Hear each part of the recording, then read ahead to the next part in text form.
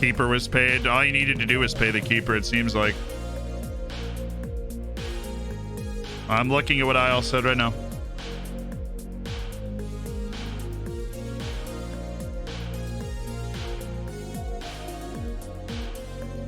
Check my last message. You haven't sent me a message.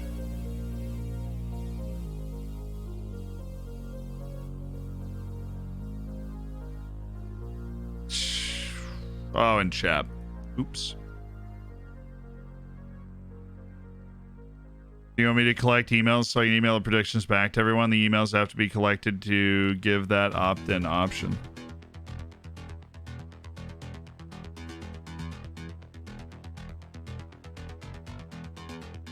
No.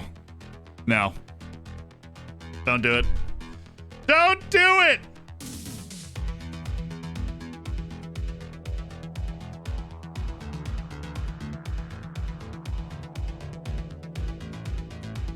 Just want to get to the 16th here.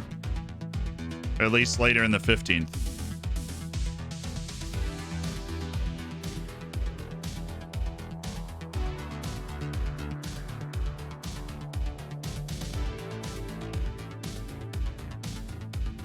Did you watch Champions League draw? What's Champions League?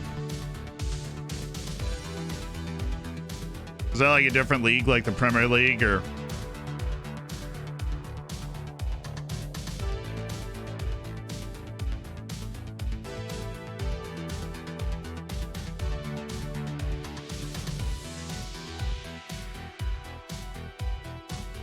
Yeah, no, of course we watched the draw. Yeah. Half the fun is forgetting what you did for your bracket. Exactly. I've never heard of the Champions League. Sounds made up to me. Is that like the English Championship? Is that like another word for the English Championship? I feel like it is. What's happening now? We're doing a live sports save. It's the Asian Cup. And I am currently preparing the elixirs. So we need, dude, Singapore is in it? Shut up. I have never watched Singapore play. Let's go, Singapore. 146th in the world with a dream. Need to add 2 more head coaches to be able to watch it, though. So we're adding the WW.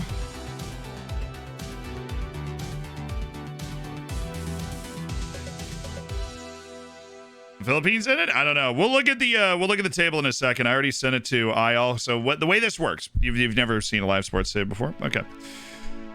We have a save file where every month or two we watch another live sports event in that save file. It started during the pandemic where we really enjoyed it and there were, no other sports on. And we've kept doing it this year. We did the World Cup, which was a load of fun. In the first event after the World Cup is the Asian Cup. And so we go through each continental competition and we just watch the tournament. And we broadcast it, we hang out and watch the tournament. And it is really fun. And we discovered it on accident in the middle of a save a while ago. So you get to make predictions. You get a special color in the Discord, a Discord of over 20,000 people where you're like the pick Nostradamus if you win the predictions. You get to pick the groups and you get to pick the knockouts after the groups. And so you also get to gamble your channel points on every game. So that's an itch that you need to scratch. It's a pretty healthy way to scratch it. The Asian Cup. Hold on, let me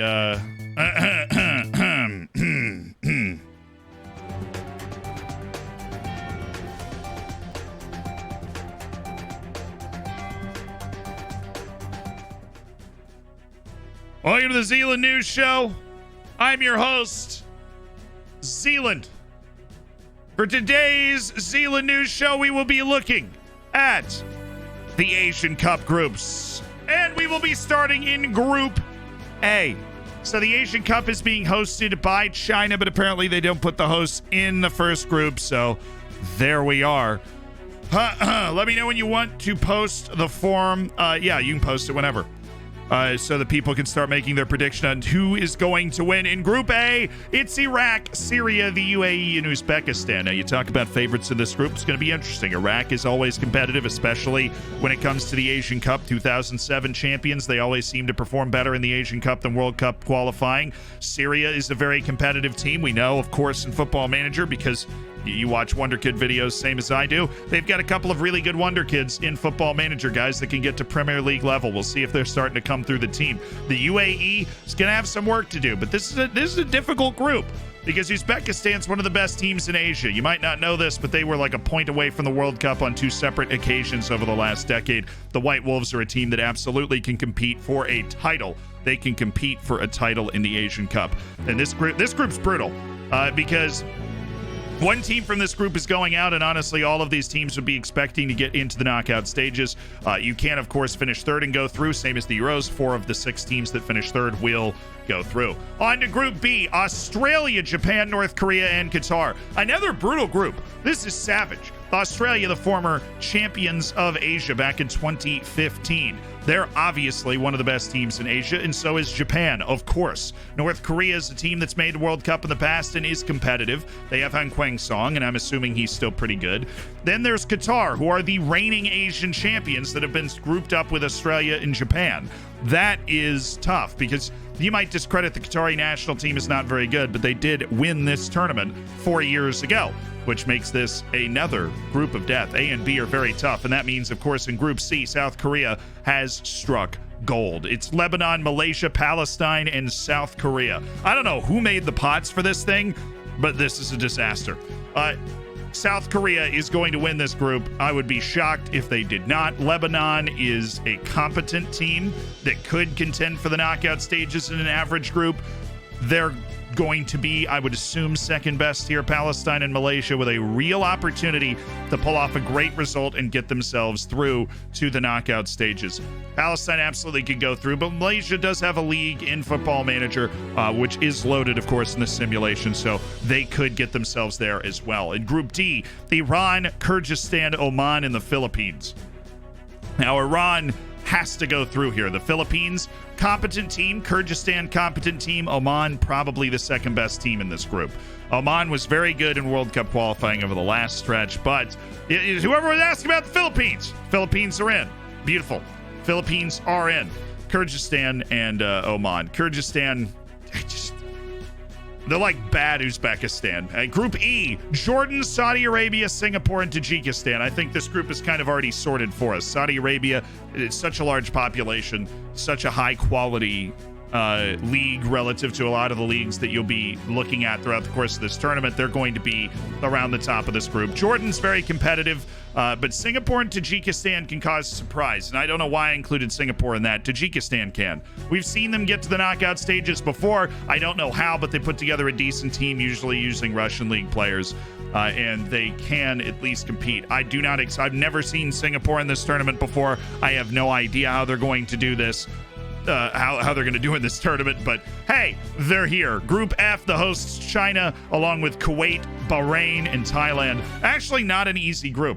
All 4 of these teams have made knockout stages in the past. We had Thailand win the whole Asian Cup in one of our simulations. I believe it was last year's simulation.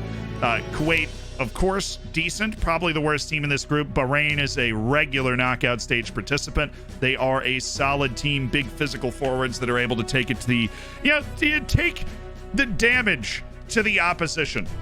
Respect for that. Maximum damage. Don't sleep on the White Wolves. Fair.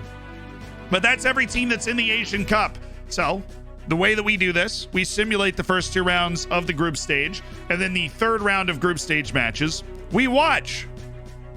We watch along, key highlights, we have a good time. We broadcast them.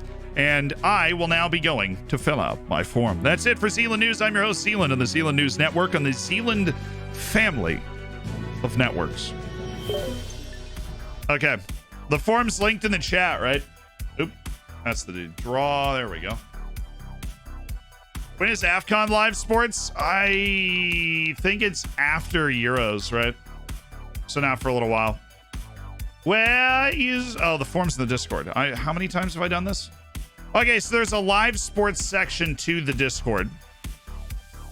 Live sports predictions right here. Right, and then the form is there.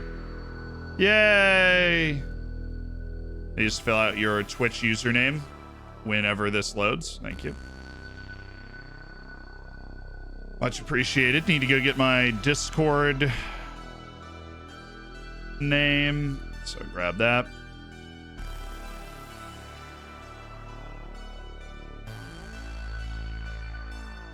Am I missing something?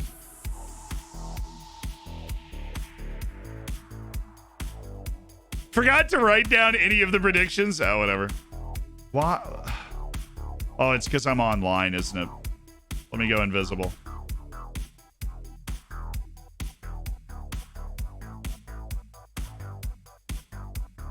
You have to click on your name and that. Oh, okay. Why change the way things are? So, my group predictions. I'm going to go White Wolves. I really back the White Wolves. And then I'm going to go. Iraq actually does really well in Football Manager. I don't know. Like, they made the World Cup playoffs in this save. Like, I say this save. I'm talking about the Dorfers. They made the World Cup playoffs in the Dorfers save.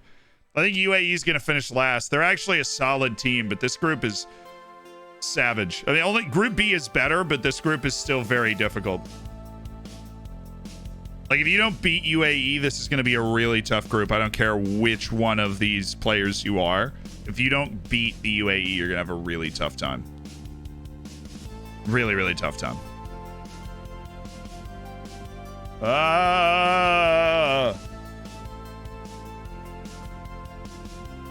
Group B.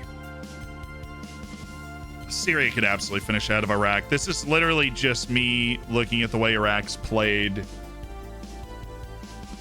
in Football Manager saves in the past, and I just see them finishing ahead of Syria. Australia or Japan? I feel like Football Manager doesn't really like Australia. Yeah, I say that. They made the semifinals of the World Cup in the Florence Dorfer save, but... Where's the survey? It's in the Discord. So you just go into the Discord, and there is a... here, I'm gonna get rid of myself. You go into the Agora, right? And there is a live sports save prediction section. And you just come down and click on that form. And you're able to do it. You can do it on your phone as well. Hey, what's up, Gollum? How you doing? J-League loaded. The entire database is loaded for this save, so...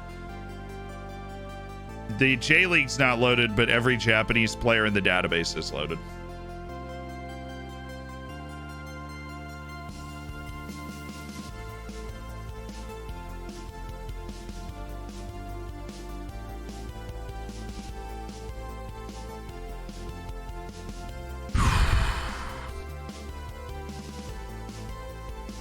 Is this real Japan? Just check, please.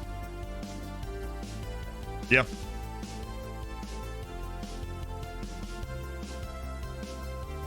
I knew, but it's worth to appease. Qatar and North Korea? Qatar is good. They won the Asian Cup 4 years ago. Semifinals of the Gold Cup, and we beat them 1-0 in like the 80-something minute. But Australia's got to be better. Australia's just got the weight of like a higher floor. They have a higher floor than Qatar does. So it's like safe pick almost. Safe pick. Here I'm going to go South Korea first, along with literally everybody else on the planet. I'm going to pivot a little bit. I'm going to go Palestine 2, Lebanon 3, Malaysia 4. I've seen Palestine get into the knockout stages before they have a good striker. Australia's got, yeah, we're not counting on. Australia's got that dog in them. You know what I'm saying? They've got that dog in them. Group D: Iran, Kyrgyzstan, Oman, and the Philippines. You have no idea how much I want, how badly I want to put Kyrgyzstan up top. Is this where I go with like, I think something weird is going to happen, right? And it's this point in the prediction where I always start to try and weird myself out. I'm like, not everything is going to go almost according to plan. It's not going to be Kyrgyzstan. If it's any team, it's Oman, right? That finishes ahead of Iran. Like, Iran draws the Philippines and Oman gets 7 points out of it. Kyrgyzstan, obviously, yeah, Kyrgyzstan can go third, but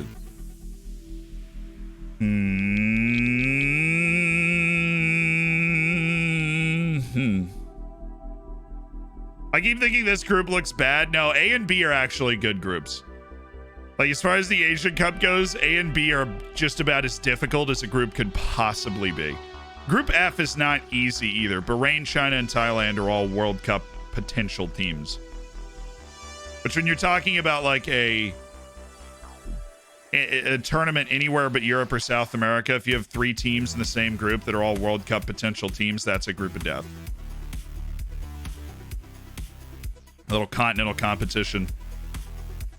I'm not doing it. I'm putting Kyrgyzstan last. They're like the White Falcons or something. I can't even remember what their national team nickname is, but I'm picking a normal group here.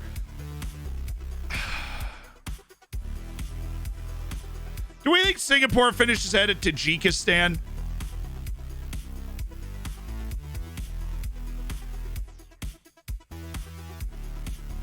You gonna play F1 Manager? Yeah, I'm gonna play it at some point. Florida is like, I'm getting weirdly close to 30. Thank you for the 29 months. Sorry, I wouldn't dare. Oysters, thank you for the 20. Appreciate you being a part of the Hammers. Non-legit camper, thank you for the 12. Kajris, thank you for the 29 months. Bo and West, thank you for the Prime as well. Again, I'm over thanking you. How dare I? Singapore has like 7 people total. You're like, they have no chance whatsoever. Okay, fair. Let's go with Saudi Arabia. You know,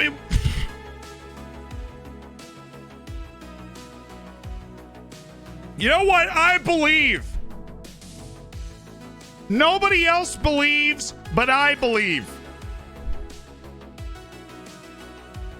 I believe Singapore will get a result against Tajikistan and finish in 3rd.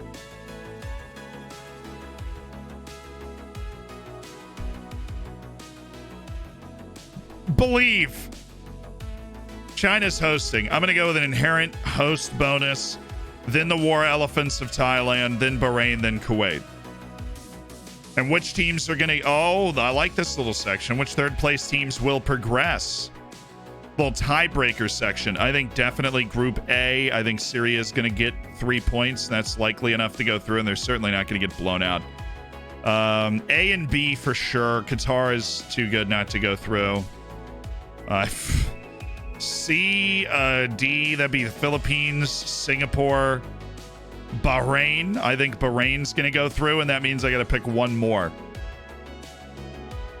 That's either Singapore, Philippines, or Lebanon.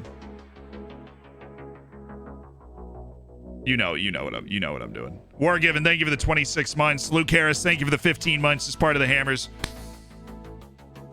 I appreciate it.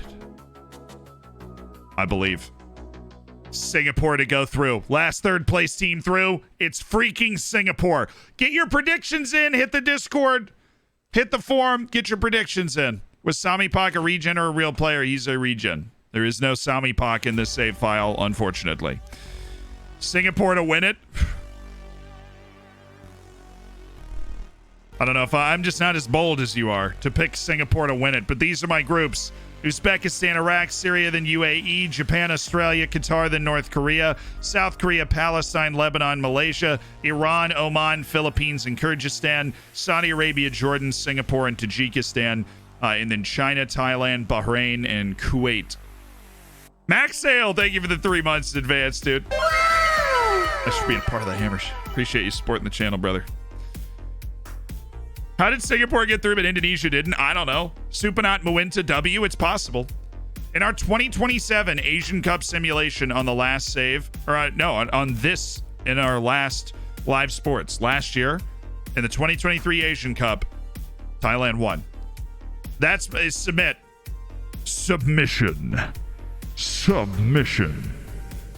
Awesome. So make sure you get your predictions in, because the matches... The moment the first match kicks off, the predictions will close. The first match is UAE, Syria, and then it's Uzbekistan, Iran, Japan, Australia, North Korea, Qatar, all on the opening day. But what we need to do is go to the last days to make sure that we are properly observing. Why is the last day for Group A on the... it is the last match, though. That is the last match for Group A, which is weird. Why would I attend with that person? So we have 2 days of 4 groups. And that is how we're going. That's how we're going to attend. This is how we observe the final match day of the group stage. You need 4 different people. Thailand is very good in FM. And they've still never made the World Cup in real life, so I love that. Why couldn't Barhaji play for Syria? There's a lot of decisions to go into playing for Syria. We'll leave it at that. Link of the forum is in the live sports section of the Discord, so that you can win the Discord title, Asian Cup. Or the Pixtradamus is actually what you'll win. Copy. Cool. Matches. Kuwait, Bahrain, Oman, Iran. That could be a very weighty match. All right, and then we have this person. Our third manager, Giraffe. Thanks for the gifted sub. Sasnikpak, welcome to the Hammers. Jordan will be my pick because the NBA. Do we watch? No, we don't watch all 52 games. Simulate the first 2 rounds of match days. We only watch the matches. We want to make sure we watch every team at least once. That's part of the joy of this. But we only watch the final match day of the group stage. So especially in group stages where there's a lot of drama to be had, like group stages in the Euros and in the Gold Cup and in AFCON, like all of the different tournaments where third place teams will get through. There's usually a ton of drama on the last day and everybody's got a chance. So that's what we're looking for. All right, Qatar, Japan is being spectated, and Syria, Uzbekistan is being spectated. That is the final match day for Group A. They've just done it in a weird way. Okay, so now we just set up our last manager, which will be Jordan, Singapore, South Korea, Lebanon, North Korea, Australia, and Iraq, UAE. All right, we're set and ready to rock. Get the prediction form done. We begin a 1-minute timer for you to complete the prediction form.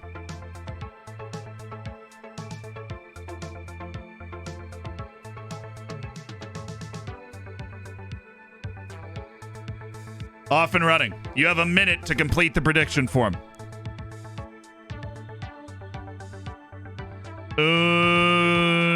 Minute.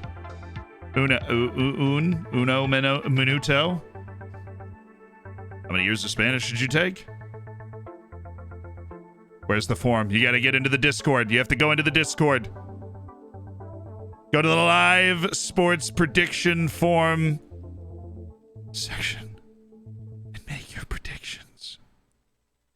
Thoughts in the Champions League draw while we wait? Well, you have 22 seconds before I hit this continue again. As soon as we got to hustle. You aren't getting it done in a minute? I'm going to give him another minute once it's done, because a minute was a lot faster than I thought.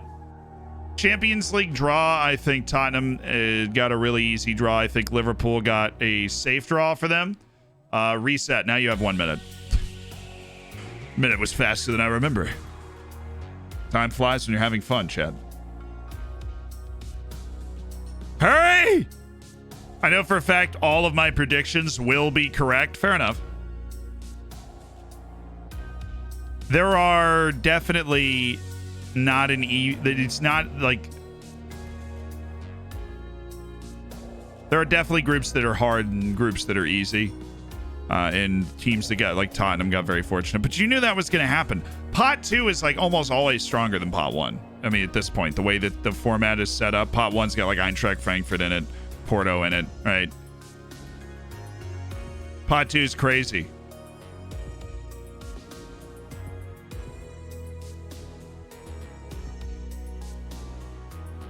Nine seconds, submit your form!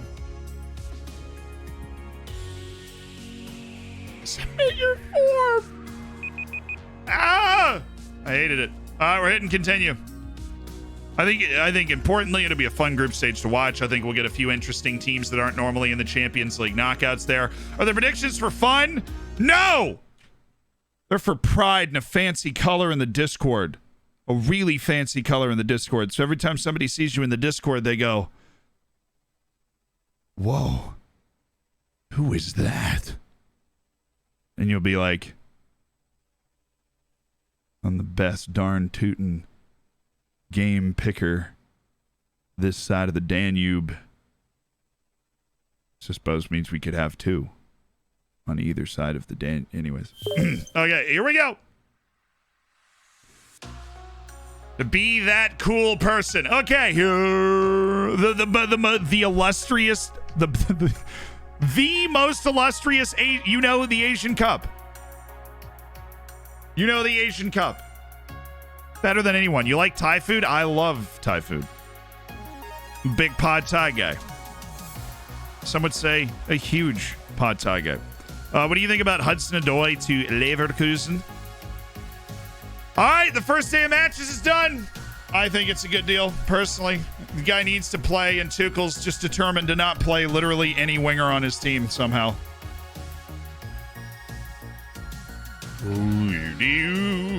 Are you ready to see the first results from the Asian Cup? Boo! Yeah, the White Wolf, Japan. Japan. One, Syria kind of bottled, right? I said if anybody dropped points against UAE, they were in trouble, and Syria dropped points against UAE. The White Wolves beat Iraq, so I was right to pick Uzbekistan first in that group. I'm looking exactly like a genius. But Japan with a startling 3-0 defeat to Australia to start the competition. Startling defeat. Let's check out the goals from Uzbekistan and Iraq. It looks like the Uzbeks were the deserving team here. Then you know my boy Eldor Shomurodov. We knew about him before he was cool. Before he was at Roma. Eldor Shomurodov. That's just terrible goalkeeping from Jalal Hassan. It's all part of the experience, though. Match speed during highlights. You gotta get the natural speed. I feel like Uzbekistan would have really sick kits in real life. Soliev. Or the stats. I just want to see stats in this game. Yeah, they dominated. Wow, Japan got its salad tossed. Japan got its 112 people. That's by far the most we've ever had predict the Asian Cup. That's awesome. There goes my Group A. Fair enough. Yeah, Japan got its salad tossed. That's not good for anybody that picked Japan top of the group. In North Korea, Abdulaziz Hatim leading the way for Qatar with a 2-0 win. But North Korea didn't look bad. They dropped 0.75 XG, and maybe the People's Republic isn't quite done yet. But great start for Australia and Qatar. Uzbekistan with a huge 3 points against Iraq. The Iraq-Syria match is going to be spicy whenever that happens now. Now we see Group C, South Korea, Malaysia trying to David and Goliath it up a little bit. Palestine and Lebanon in a huge match for the two teams that I think a lot of us picked second and third in that group. And then in Group D, Kyrgyzstan and Oman to kick things off. What's their nickname? All the step countries. It is the White Falcons, dude. Why do I know the nicknames of the step countries so well? It's the White Falcons.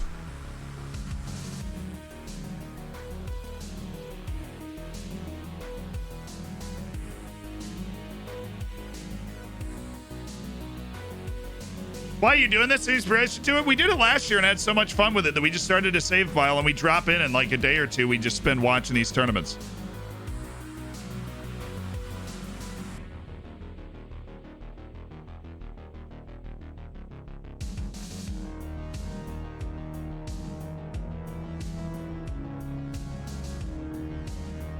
It's a euphemism. Everything is a euphemism.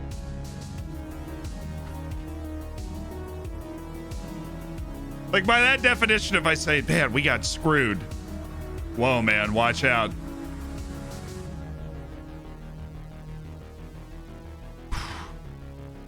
I think the phrase tossed salad is very funny.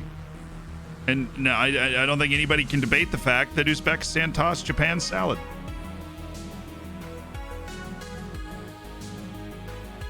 I don't think I've ever been used it for anything else.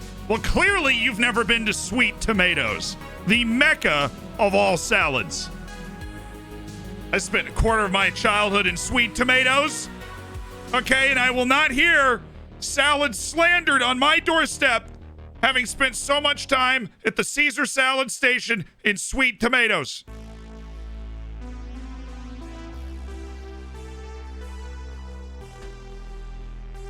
I made a YouTube video that is titled FM Memes That Slap My Potatoes, and you said nothing!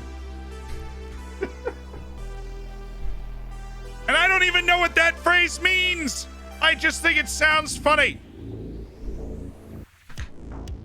This is my hill to die on. If the phrase sounds funny, I will use it.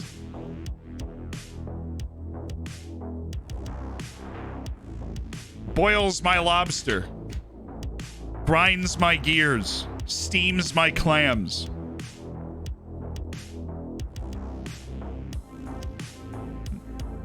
It's perfect. If you slap a potato hard enough, does it become mash? Maybe. Maybe it does. I feel like that's something Mythbusters should answer. Like, what if we slap the potato? This is like Mr. Beast. This isn't something Mr. Beast would do. I don't think it'd be like an excellent video. But Mythbusters just like, we slapped a potato at supersonic speed to see if we could turn it into mashed potatoes in one contact. Here is what happened. No! Oh, the White Falcons! I bathe in the glory. I'm happy to be wrong about Oman. I bathe in the glory of the White Falcons. Kyrgyzstan with 3 points at the Asian Cup. Oman in the mud. The White Falcons of Kyrgyzstan. I picked them third, so unless Oman has a wonderful turnaround, I think that's already in the mud. Badir Khanov of Kyrgyzstan. Honestly, the one that damages my predictions the most, I had Palestine second, and they did lose. They went behind 3-0 very early to Lebanon, and they battled back to make it 4-2. And pretty run-of-the-mill for South Korea. They were actually only up 1-0 until the 89th minute. So credit to Malaysia for sticking around, for making it tough, making it ugly. Jackson, thank you for the 7 months. Whirlwind, thank you for the 6. Congrats on your silver bacon.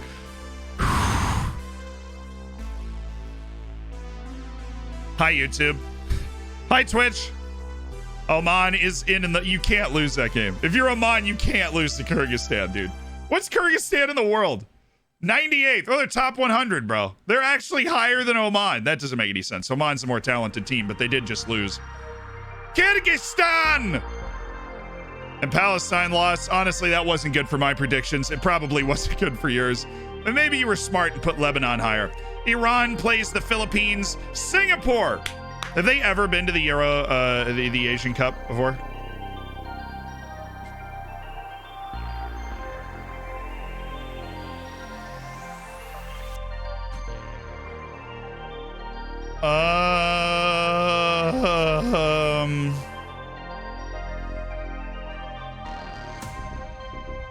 It's usually that thing. Yeah, this thing. That's what I was looking for.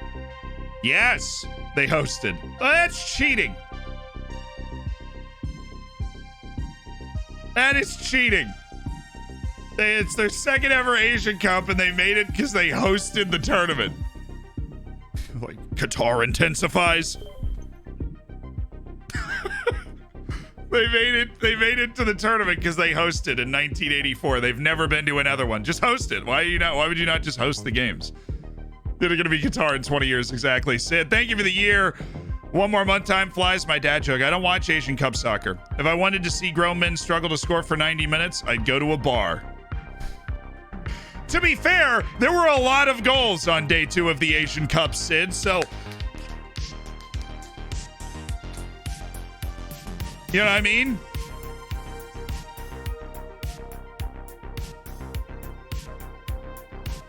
Big fan from Brazil. Love back to Brazil, my dude. Welcome in. Here we are. Day 3. Ready to simulate. Onward and upward. This thing takes a while to simulate, though, because it is an entirely full database, because we wanted to make sure we had the most accurate representation Football Manager could provide of each of these teams. When do you stream each week? I stream 5 days a week. Streams start at 11, which means in practicality, they start somewhere between 11 to 12 New York time. That's 5 p.m. London time, or 17 for people that use a smarter clock than we do. 17 London time, 12 New York time. Ever been to Bermuda? No, I've not, which is a shame because I grew up, in Tampa, so right next to the Caribbean. I've been to the Virgin Islands. I've been to Puerto Rico. I've been to the Caymans. I've been to the Bahamas. So I've been around the Caribbean a lot. I have not been to Bermuda, though. What is the idea of this stream? We watch the tournament. It is very fun. The first time we discovered that you could do this and we figured out how to do it, it was awesome. Day 3 of the Asian Cup. Did Iran bottle it? No. So Singapore.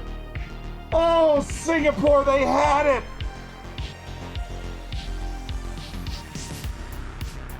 Singapore had it. They tied it in the second half. Syed Al-Dosari he scored the 63rd to break Singaporean hearts. Their second ever Asian Cup, smited by them. I mean, hey, you lose 2-1. Who is this guy? Paris Romley plays for LC Sailors in the Singaporean league. This team is a meme. I don't know how they only lost by a goal to Saudi Arabia, but yeah, Jordan, honestly, the most average result I would say is Jordan with the 2-0 win over Tajikistan. They took care of business. They got the 3 points they needed to get. Iran with the 2-0 over the Philippines, but it took them a long time to get there. 72nd minute. Mehdi Taremi finally put the ball in the back of the net. It was the 3 points that Iran needed to be comfortable against the Philippines, and they got it. I'm sure the stats for this were not as ugly as I would have thought. Saudi Arabia needs to wake up a little bit. That was not great. Chameleon, thank you for the 13 months. Part of the Hammers, the Baker's Dozen for you on the tier 1. I love it. Guardian Embrace, thank you for the Prime. Welcome to an elite online gaming community.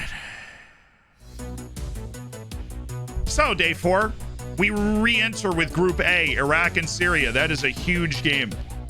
That's a huge game. The hosts, China, kick things off against Kuwait, Bahrain, and Thailand in a very, very important match in Group F. But this is a huge match. Syria drew UAE. Iraq lost to Uzbekistan. This is really for second place in the group, likely right here. That match right there, likely for second place in the group. Because UAE is probably not got the quality to follow up a draw with Syria with like any other points in the group. Modsy, thank you for the 5 months. Nopo, thank you so much for the 10. Thank you guys for doing it with the primes. We've spent so much Jeff Bezos money today, and it means a lot. Oh, we didn't actually get it simmed yet. Oops. I was going to go look at a score that hadn't happened. I don't know what I picked, but I feel good about my picks. That's all that matters. That's all that matters. Don't know what I picked, but I feel good about what I picked. Yeah, fine. I have a blind faith in the predictions I made 20 minutes ago that they will be transcendent and wonderful.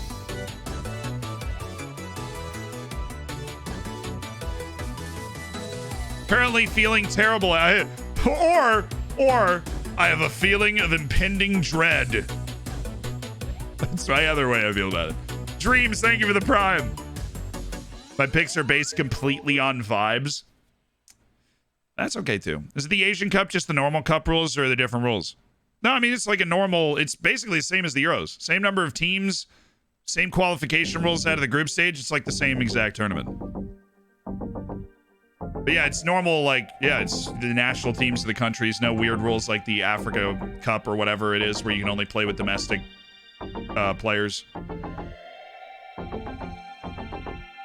I told you I was right to trust China.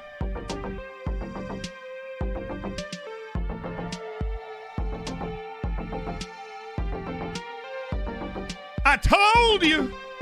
Dreams of the Kings, like, how do you join the subscriber section? If you go to the settings on Discord, there is a connections section. You just log into your Twitch on Discord, and then it might take like up to an hour or two to update that you are subscribed to the channel, but then you're there.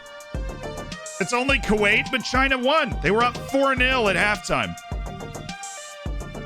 I picked him to finish top of the group.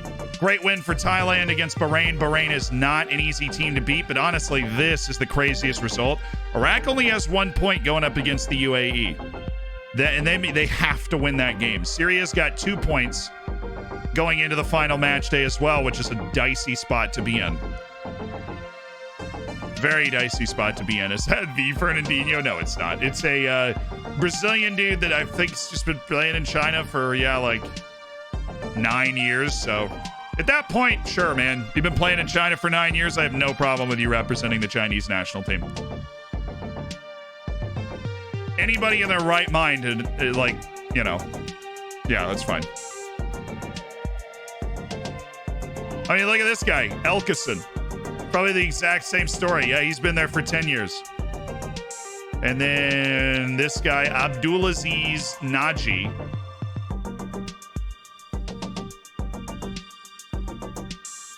Plays for Kuwait FC, is Kuwaiti. What is going on here?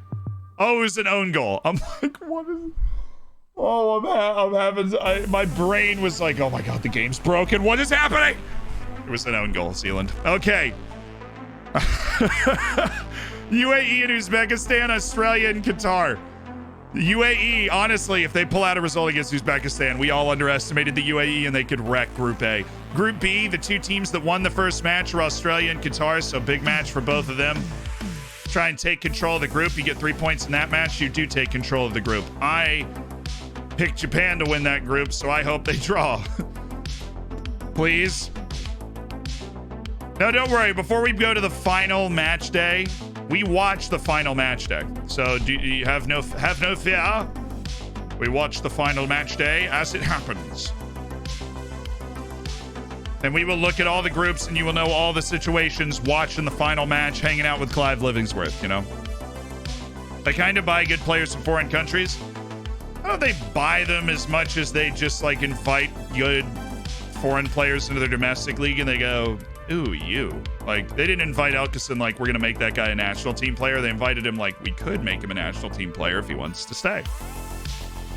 If he's good.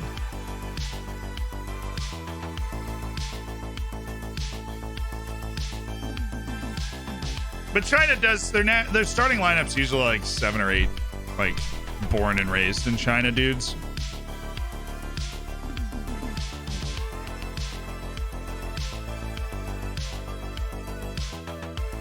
Real Madrid's Valverde moves to Man City for $177 million. All right, I've had enough. I'm out. I've had enough. Valverde for 70. Wait, hold on. It just like went through a whole day. Valverde for $177 million. Sheesh.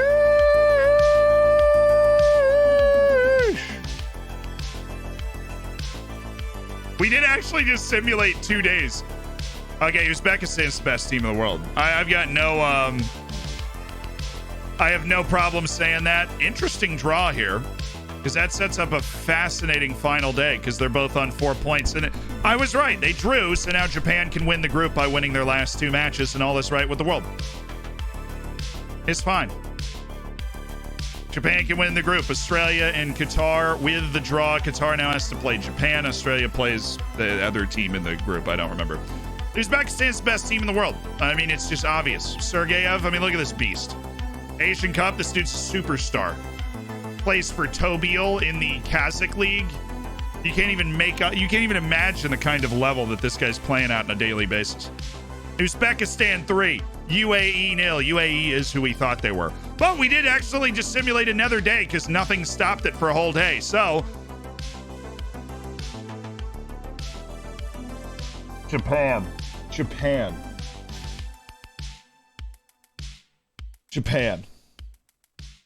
What are you doing?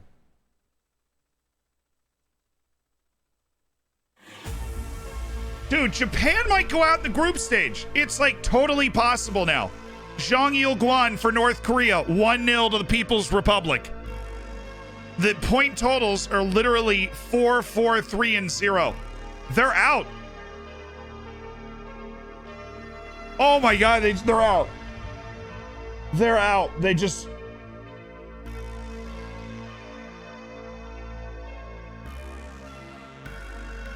Oh, I picked them first. Oh, God. The humanity. They're guaranteed last place with a match to go. How does that even happen? They haven't scored. It's Japan. It's like the best team in Asia.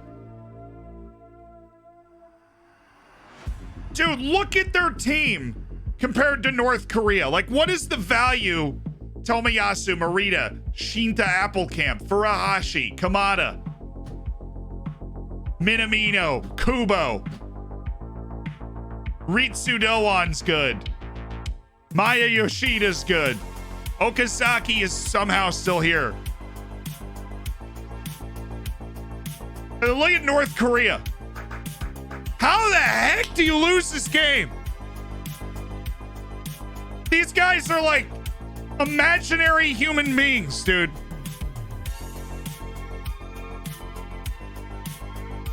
Japan just lost to this team. They all play in North Korea, except for this guy plays in Russia. I feel like they can keep track of him there. Everybody else plays in North Korea. Han Kwang-son's not even here because he's been like removed by the dear leader for being too good at the sport.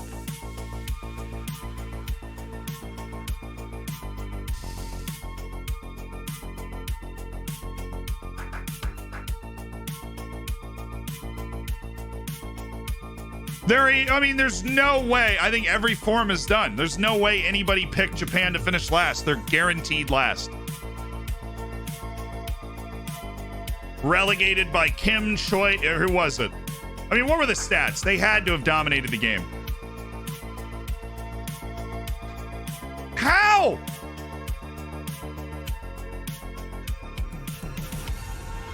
How is that possible? It was like kind of tight. Fine. I mean, we'll watch the goal that knocked Japan out of the tournament. And then, of course, a draw in the other game gives them no opportunity to catch either of those teams with a win. Unbelievable. The highest, honestly, probably the highest valued team in the tournament, unless Son throws it off for South Korea. And like probably the most talented team in the tournament is out.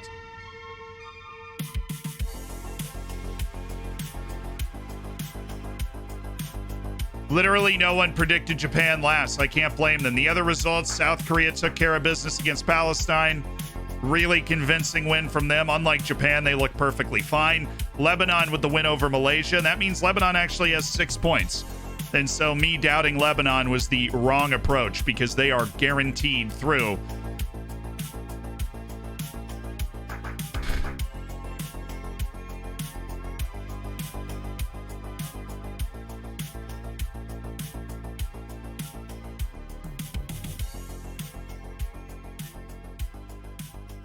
There's just no matches on the 24th. I feel like that's just broken, honestly.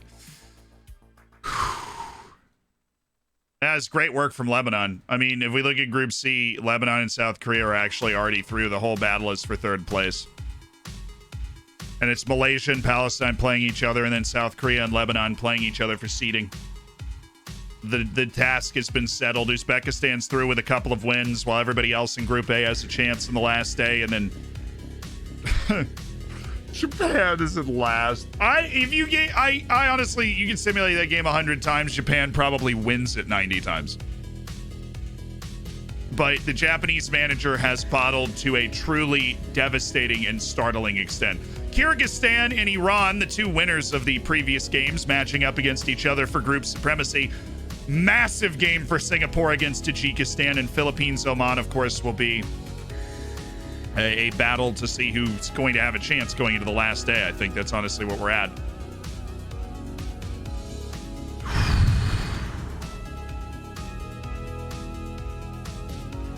I was surprised you said Palestine over Lebanon. I mean, last time we did this, Palestine actually got out of the group, and I feel like I probably weighed that too highly. Japan managed by Dr. Benji.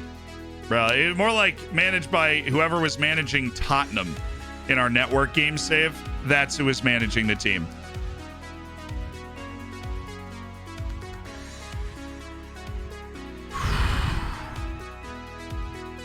Yeah, Vietnam didn't make it. That is a fair point to bring up. Vietnam's normally here. I don't know why they're not here. But they failed to qualify. We simulate qualifying too, so if they failed to qualify, they failed to qualify. That's just the way it goes. Friggin' Singapore is here, so.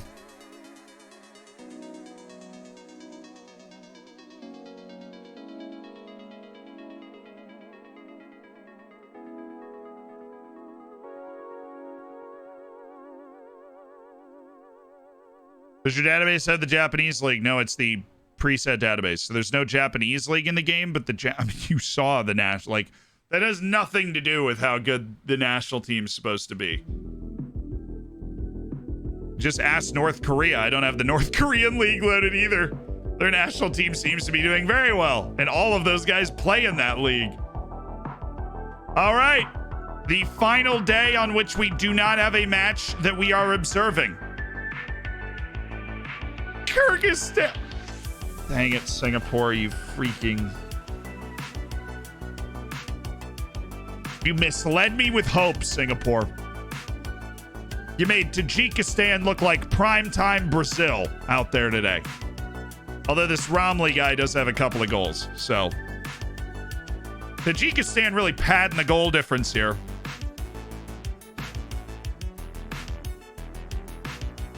Japan's locked in FM due to copyright issues, not unless you know what files to delete, which is why their national team is normal in my game. Proxus, thank you for the 3. Appreciate it. Congrats.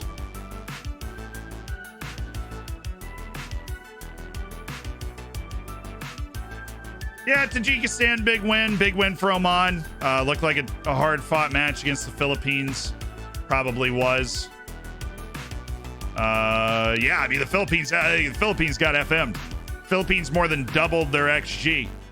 And they lost. That's brutal. And Iran, Jahanbash and Mehdi Taremi over the White Falcons of Kyrgyzstan. So that'll be an interesting final day as Kyrgyzstan faces off against Oman for second place in the group. So we are going to have 2 matches that happened before the matches we're watching. Jordan and Saudi Arabia in Group E, China and Bahrain in Group F, the host nation. But we are going to be watching matches today in Group A. In Group A is, of course, Uzbekistan top of the pops, Syria on 2 points, Iraq on 1, and the UAE on 1. Top 2 teams go through automatically, so if they can finish second, they're through. If you finish third, then you have to be, you know, top 4 of the 6 third place teams. Is the way that it goes, you know. You'll still be missing any J-League players. Well, they're in the game, though. They exist as people. But also, like, we just looked at the Japanese national team. That team should absolutely be in the semifinals of this tournament, at least. Have you seen the FM random team generator? Yeah, I have. I saw that on Twitter this morning. Jar Jar, thank you for the 2 months in the Prime, my dude. Thanks for spending $5 to Jeff Bezos money to be a part of the Hammers.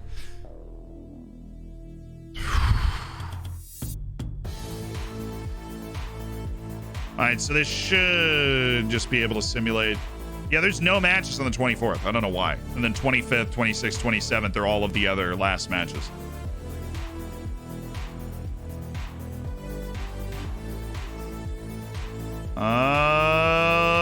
Jordan.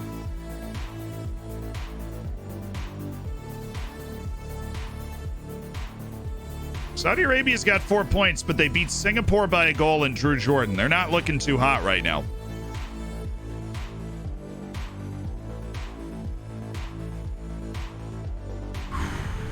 They're not looking too hot right now.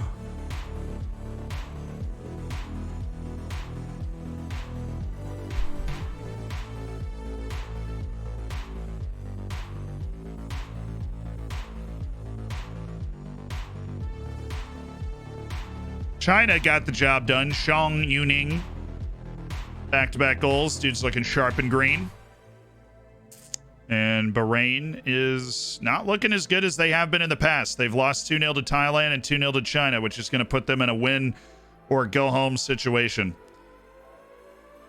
That's a big result for Jordan, right? I mean, if we look at Group E, Jordan's top of the group. That draw keeps Jordan top of the group. That's wild. Saudi Arabia down in second. Singapore, the dream is unfortunate. I was wrong. My predictions are officially not right. Oh, baby, it's Syria and Uzbekistan. Who's the favorite? Syria's 54. Uzbekistan is... We need to set up the prediction in the chat real quick.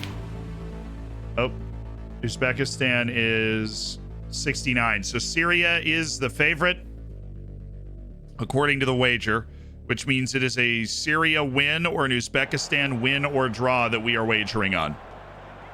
And we've made it to the final match days of the group stage. Uzbekistan on 6 points. They are guaranteed through and guaranteed through and first. Syria needs to win to guarantee that they will go to the knockout stages. A draw might be good enough for the Syrian national team. It put them on 3 points with a 0 goal difference. And that is very likely good enough to get to the knockout stages, because not both, both teams below them both have 1 point and both need to win that game in order to go through. So a draw or a win will do it for Syria. 2 points as a third place team is probably not good enough. So a loss would be very painful and probably not it.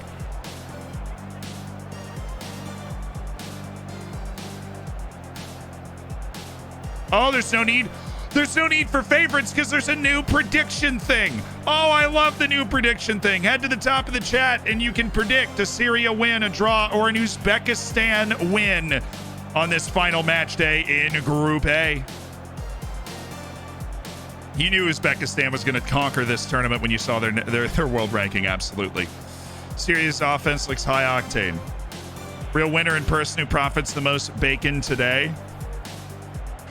Yeah, no, this is the opportunity to wager a lot of bacon and make that bacon back. What happened with the Dorfers Champions League matches? Something only FM can provide. We were leading Krasnodar 3-0 at halftime, and Ajax was leading Bayern 3-0 at halftime. We beat Krasnodar 5-0, and Bayern beat Ajax 4-3. So we're going to the Europa League, even though we got 10 points in the Champions League group stage. I'm happy. All right, you ready? Let's send it over to Clive, baby. It's time for live sports. Welcome to the Asian Cup. I'm your host, Clive Livingsworth, to bring you all of the action over the course of this wonderful, beautiful tournament that I always appreciate for its merits and its amazingness. The White Wolves of Uzbekistan against the Syrian national team. Syria needs a win to guarantee qualification. A draw will likely do for them as well, because they would finish in third position if a team in the other match wins. But third position with 3 points and a 0 goal difference is almost always going to get you through. You never know for sure, though, and the only way to guarantee it is a win today against Uzbekistan, who have won their opening 2 matches against Iraq and the United Arab Emirates. We will be playing on key highlights today because we are not heathens and we are in the group stage. Syria and Uzbekistan at the Asian Cup. Group A to be settled today. The final predictions had Uzbekistan as the favorite. Nearly 50% of all wagers sent in had an Uzbekistan win on the cards after their performances in their last couple of matches. It's hard to doubt it. They've looked very good against Iraq and the United Arab Emirates, but Syria has the quality. They've drawn both those teams and now face the big bully of the group. Syria's come out in a 4-2-3-1 narrow, in Uzbekistan in a 4-4-2, because of course they are their legends. But here comes Syria. It's Osman, settles with Al-Aswad.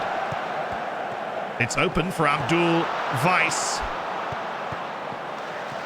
Al-Aswad, top of the area, and an effort from Aziza that drifts harmlessly over the bar of Uzbekistan. The early run of the play has seen the possession with Syria, but it's been a tight opening 20 minutes. Uzbekistan with the better chances that have fallen so far, it would seem. That narrow 4-2-3-1's not something you see very often. Uzbekistan's coped with the runs it creates fairly well early on. Odil Akhmedov, the captain. Hamdamov. It's still Hamdamov. And it's headed down. Oh, off the post. It looked harmless at first, but it was nervy for the Syrian back line. Uzbekistan with a shot across the bow of Syria, but it looks tame into halftime unless Syria's got something late. Crucial header from Krimitz. Al-Aswad. Hamashe. Aziza. Hamishe. Al-Soma. This is better from Syria. On to Al-Aswad. He's in! And he scored for Syria! Mahmoud Al-Aswad!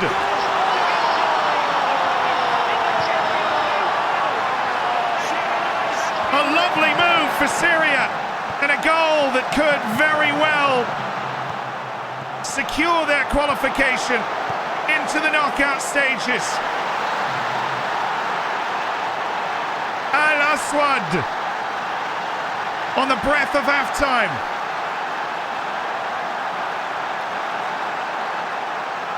Uzbekistan threatened repeatedly in the opening half, and they've got a corner. Hamdamov. Wicked ball to Krimitz.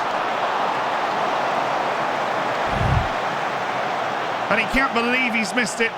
Caught the ball so well with his forehead, Krimitz.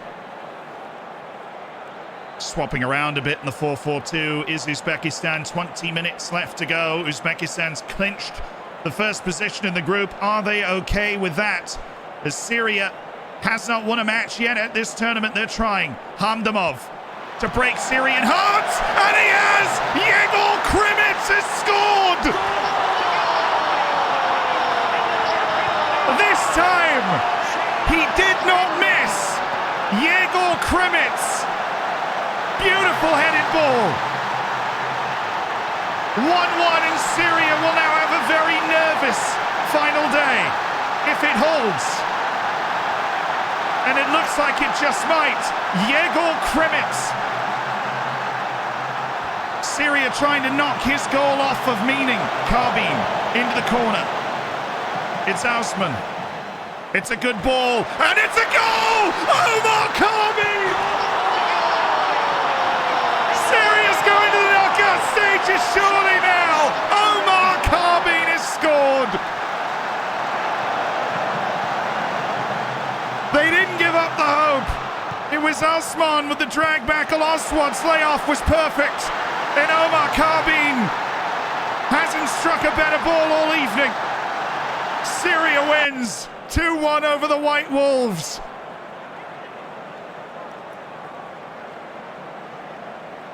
And they clinch their second place finish. And that adds even more importance to the match to come. And that match will be between the other two teams in the group, Iraq and the United Arab Emirates. Both on 1 point. One team really needs to win this game to finish third on 4 points in order to go through to the knockout stages. They cannot guarantee it tonight, but a draw and only 2 points in second place would not be enough for Iraq. They would be the team that finishes ahead of the United Arab Emirates in this position.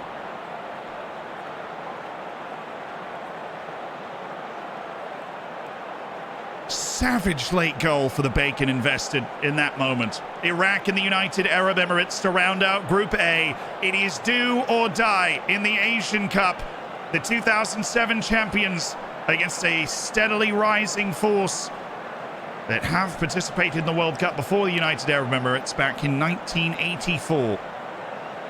I'll pause right at kickoff here.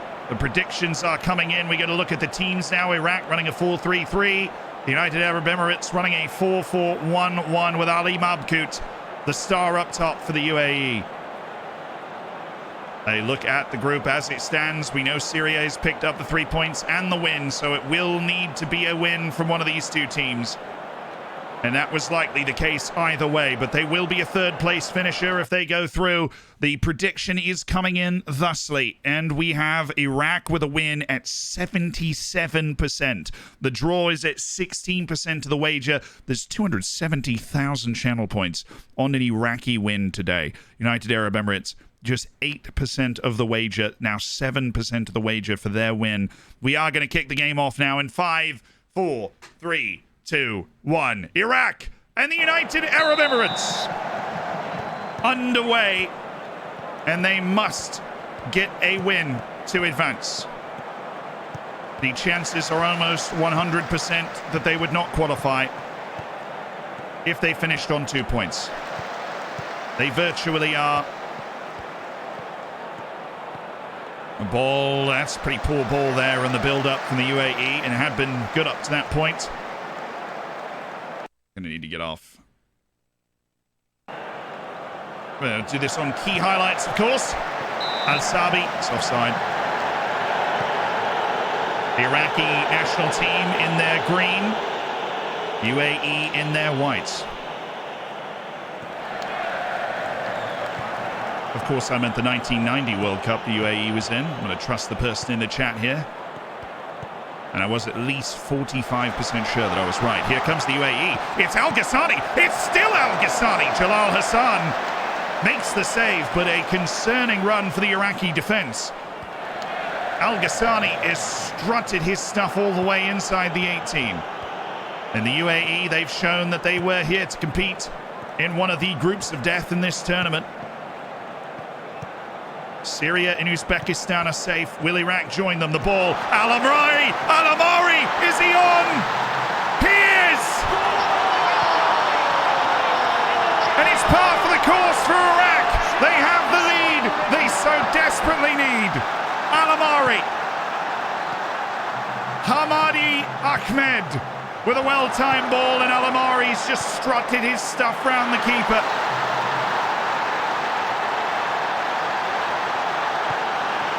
This was, it was just onside the heel of that centre-back. Just playing him in. The United Arab Emirates, they proved that they could put pressure on the opponent. Now they need 2 goals to pull themselves into the knockout stages against the odds, against one of Asia's better sides in Iraq. The Iraqi national team seems more than content with this 1-0 lead. They are knocking the ball about with aplomb. And they're really taking the wind out of the sails of the United Arab Emirates, who've not been able to get themselves forward in any meaningful way. Can they change that here early in the second half? Al-Kamali. Al-Hamadi. It's a lofted ball in speculation. Bad header from Saad Natik. Now Fabio Lima. Ali Mabkout. And it's Al Ghassani again!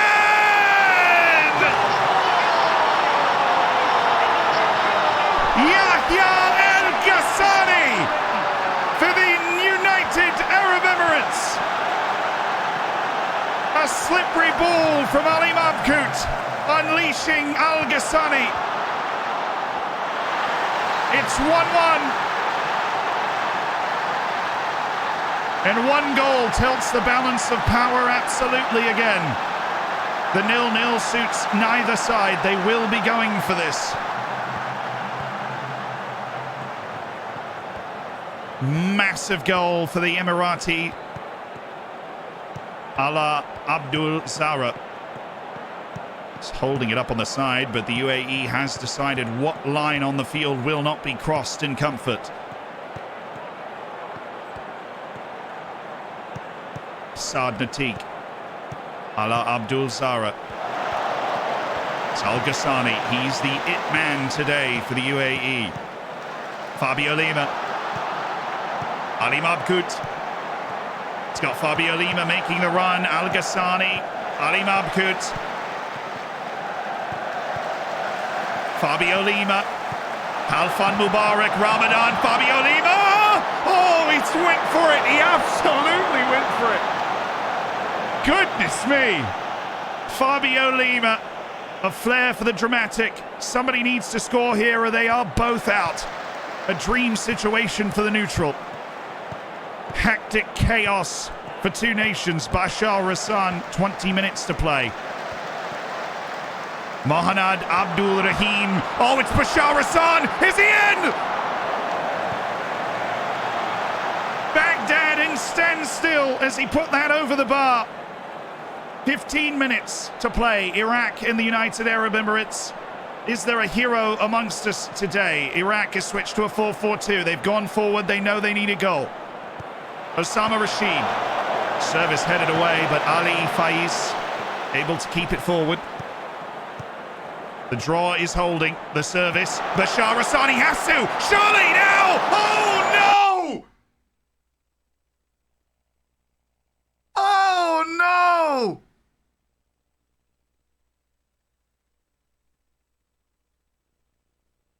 The favored Iraqis have had a glorious chance, and Amjad Atwan has missed it. This is haunting, life-ruining stuff. A brilliant ball from Wawi. Bashar Rassan brings it in well enough, and it just falls for Amjad Atwan. And he has somehow missed the goal. And UAE is alive, barely. They still need a goal as well. Both teams need a goal, but Iraq looks more likely to score. Is there another late turn? There isn't. Both teams will be heading out.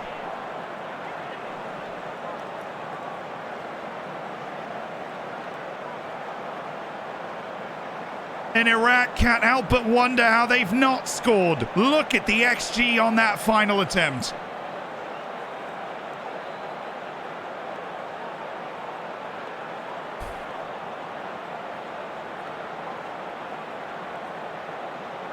Iraq won, the UAE won. They both finish on 2 points, and they are both likely out of this tournament, with Syria and Uzbekistan going through.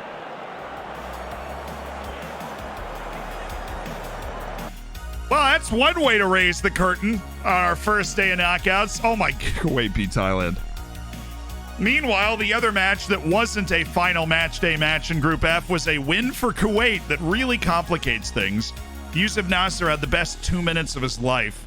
Scored a quick brace in the second half to turn everything on Thailand. So that's fun. Yeah, save, fair enough.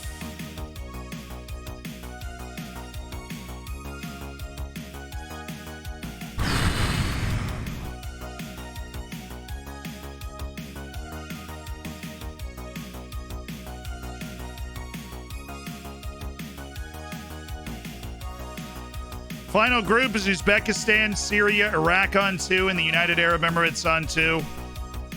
Iraq is technically the second place team, but I believe it is already mathematically impossible for them to go through because there are already 4 teams that have at least 3 points that are in second place, so they're out.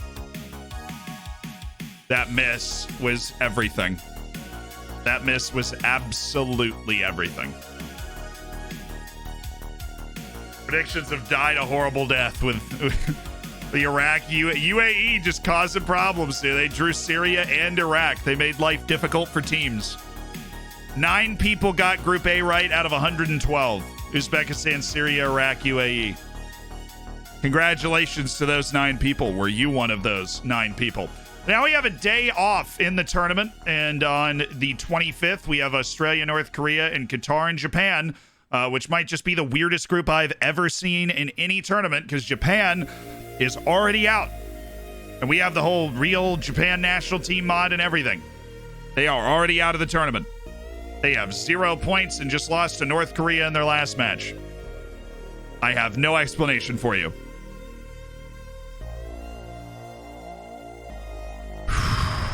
I was one. Look at Tay.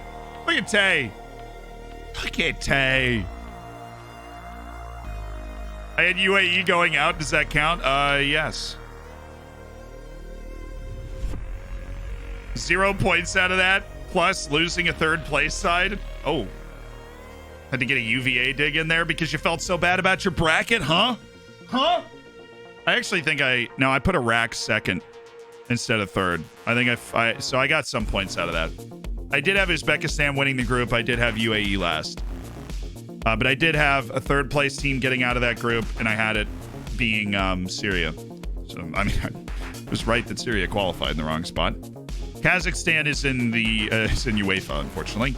Kyrgyzstan, on the other hand, is doing pretty well.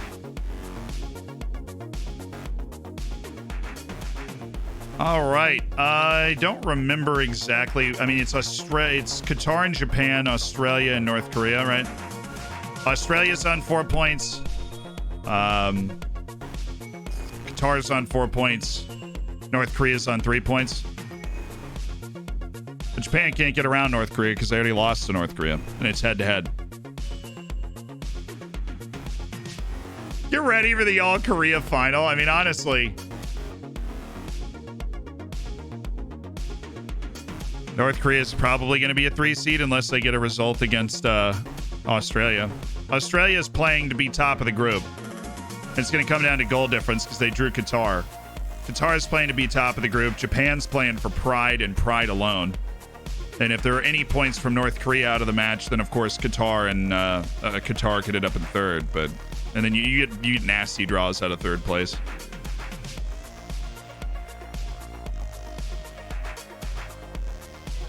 Now, North Korea is... there are basically 4 out of the next 5 third-place teams are going to go. They're going to go through. North Korea is guaranteed at least third. So North Korea is very likely to get into the knockout stages. Like, very likely. Japan's playing for pride. They're already out. Yeah, of course, North Korea could win. And then if Japan wins or draws against Qatar, North Korea could literally win the group.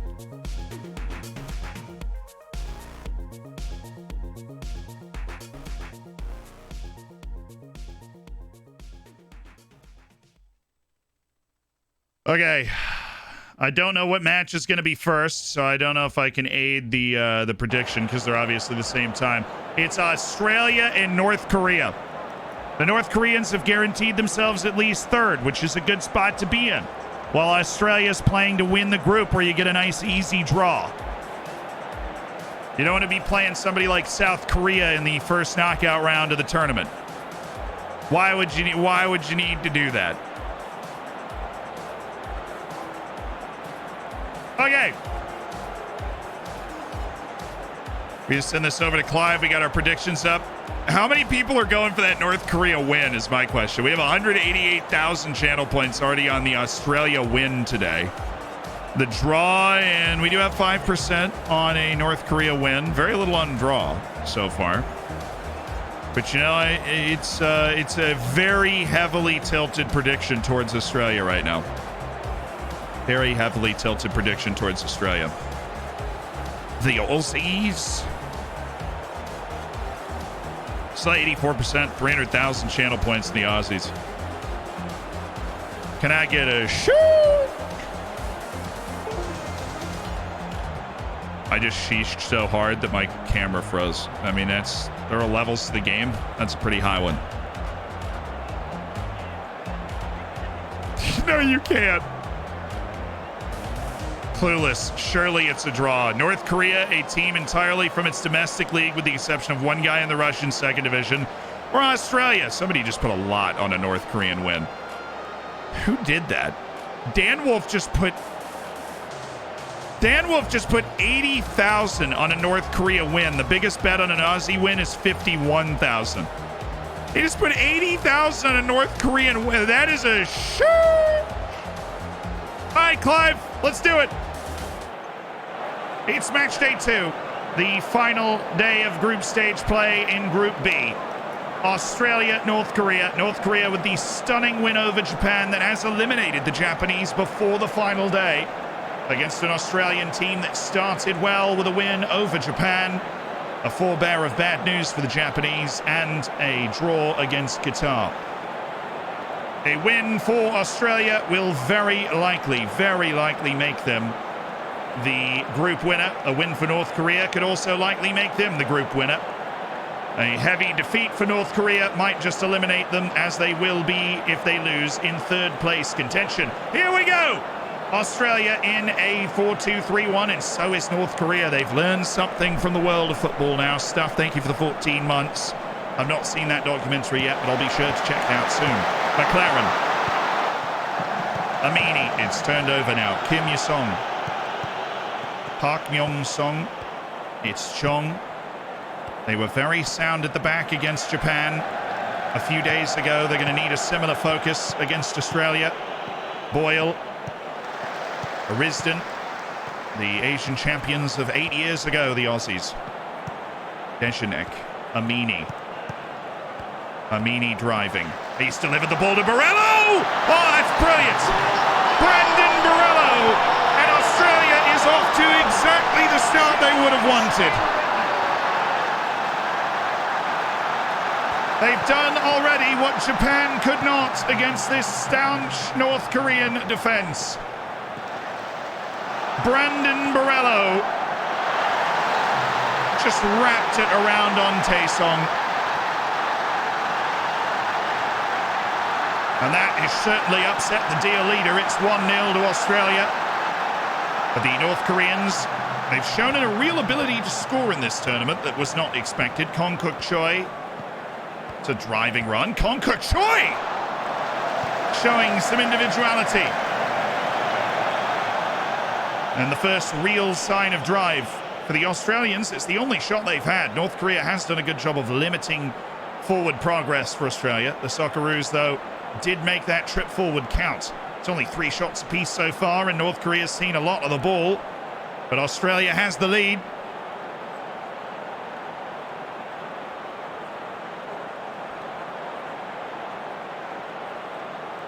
The Aussies finding a few opportunities to have a pop at Onte's goal. Brandon Borello right now the difference. Aiden Hrustic. Onte Song seemed like he was always going to get there, despite the solid contact. Now Boyle. Low-driven ball to Hrustic. Taking the free kicks well, challenging on corners. Australia's really come out well in the second half. They've taken control of this game, and a second goal would all but seal it. Borello, Amini, Smith. It's backed into the corner. He's delivered the ball to Hrustic. Oh, the crossbar it is. Almost the second goal. And Hrustic can't believe his luck. He thought he'd scored. The glancing ball to the back post. And now Hrustic again. What a save by Ante Song.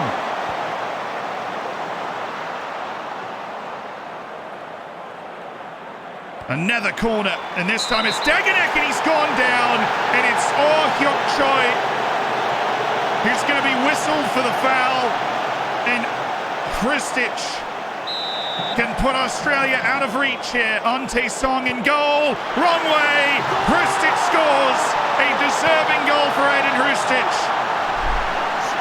And Australia looks like they're going to win this group. The Socceroos against an obstinate North Korea who have already beaten Japan. They've got their famous moment from this tournament, and they will potentially still be in the knockout stages, so they can't let this get too bad, North Korea, because goal difference is very important in those third place sweepstakes. Dejanek just scooped it forward, and it's worked. Juric.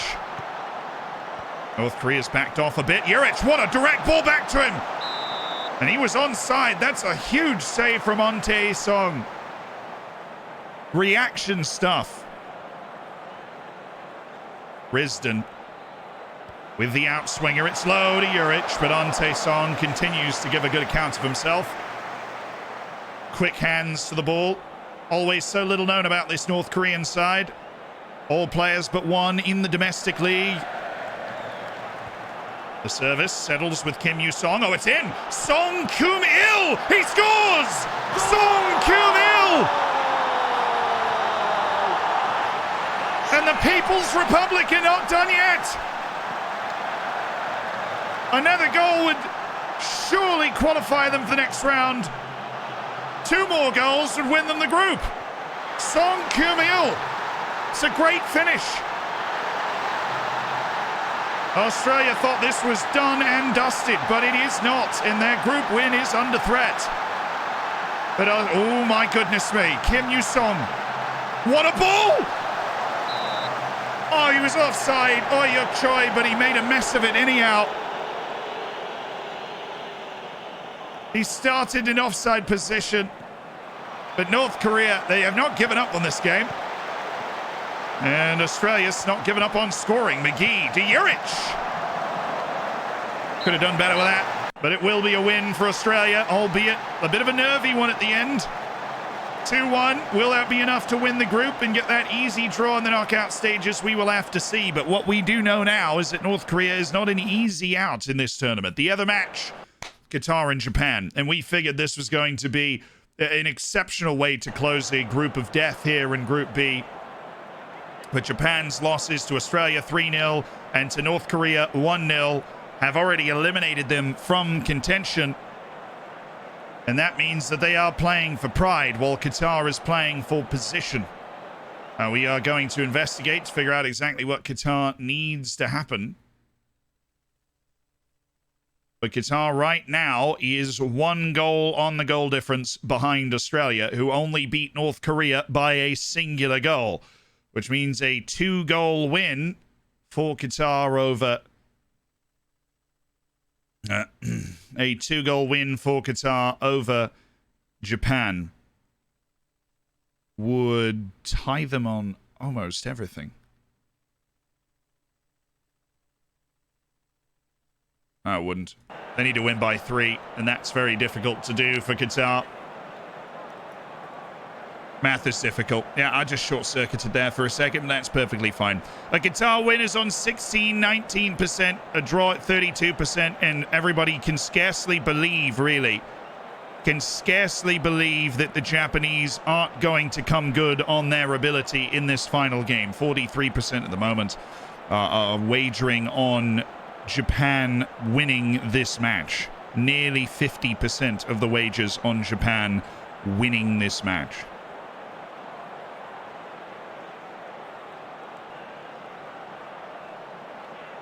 It didn't have to end like this, absolutely not.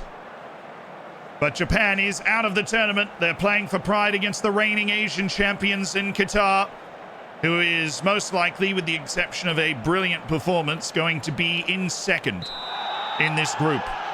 We are underway. Japan in their traditional colors, Qatar the same. The Japanese with the most disappointing Asian Cup for them in living memory, it would seem. A fief. But a sign of maybe changing times and increasing parity in the continent. Madibo off to Pedro Miguel. The hulking right-sided player, Madibo. Oh, it's a great ball! Wow, what a goal! Akram Afif! Oh, he's offside. How? It surely looked good. Oh, this is an atrocious call on the 2 other strikers for limiting the position. It's a wild call. They say they obstructed the centre-back's ability to get back and defend the play, but it was a wonderful delivery by Madibo, and Akram Afif finished it off. Japan has dodged a massive bullet. They have a second chance here. Madibo, oh, kooky. Magisterial, he just couldn't get it on target. But Qatar has come out with their pants on fire and Japan is overrun. There is something rotten in the Japanese camp. They have too much talent to be done in like this. They've gone with a 5-3-2 where Qatar's gone with a 4-3-3 today, and that has been it. Qatar has been the better team. Madibo. Is he going for Kuki again? No. Defended properly by Japan. Madibo, Pedro Miguel. Thought about it for a moment. It's now dropping off. Maybe another service towards Afif, Boudiaf. Abdelkarim Hassan, Abdulaziz Hatim. Madibo. What a touch. And the shot saved by Schmidt. It's not done. Ali. Pedro Miguel is given some license to play here. And the header is nearly in. Schmidt was a bit lost in the woods. He had no idea where that ball was headed. Abdul Karim Hassan. Hassan Al-Haidos defended properly by Indo. But once again, it's Qatar just knocking it about 25 yards from goal. And the chip ball to Afif! And this time, I believe it will be given. Qatar deserve the lead and they have it. And Japan have to completely recontextualize their national team here. Because this has been a stunning tournament for them. Madibo, who has to a FIFA, it's the same way they scored the last goal. And this one does count. The Japanese have not been able to find an inch of their talent in this tournament. One of the pre-tournament favorites, staring 0 points in the group directly in the face. Afif never really threatening Schmidt's goal. No idea what's gone on with Japan. Something rotten in the morale department, surely. Schmidt, again, just not even going for the ball here, Japan. They need to figure themselves out now. This ball will be collected by Indo. You wonder what the old leaders of this Japanese team are trying to say to pick it up. And when things are going bad to worse, it's hard. Appelkamp. Hassan Al-Haidos, well, one back by Moroya. Maybe those are the plays that bring Japan back from the dead. Tomiyasu, Ide. He's got it open wide if he wants it. Itakura, Tomiyasu. Ide, this time into Appelkamp. Minamino, Miyoshi. Miyoshi driving. Miyoshi to Takumi Minamino. This is better from Japan. And back to Miyoshi! Oh, finished! Wonderfully!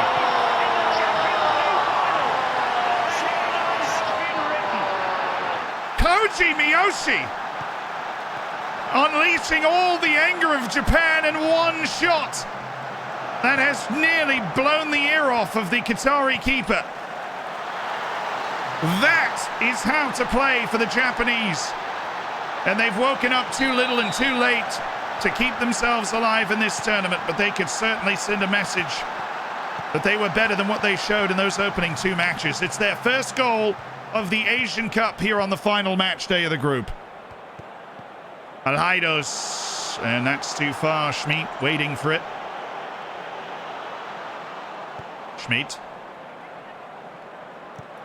He's overhit the target. Pedro Miguel, the right back. The captain, Hassan Al-Haidos.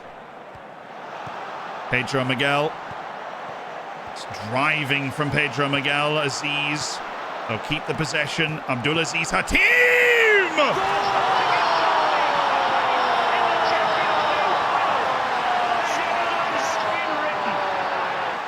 No doubt about that. And another shot straight to the jawline of Japan. Abdulaziz Hatim with a rocket.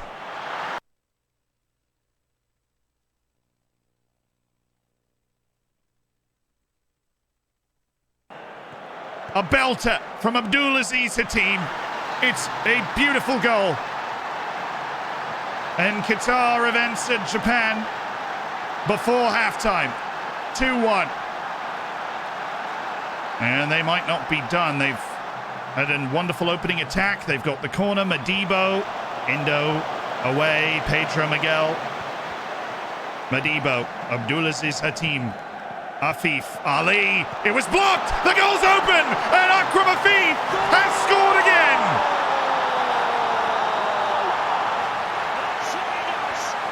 And another goal would put Qatar top of the group. It's somewhat unlucky, but with the pressure that Japan has allowed, it is an eventuality. Akram Afif on the rebound, Schmid out of the way, and Japan are completely wallowing in it now. In the hosted tournament in China, their bitterest rival, the Chinese have enjoyed their downfall today. But the Japanese do have a corner. Koji Miyoshi. Takumi Minamino, who has been absent in this tournament. Tomiyasu. Appelkamp, Fuyuru Hashi, and it's just scuttled away by Qatar. Oroya for Ahashi. Hassan Al-Haidos.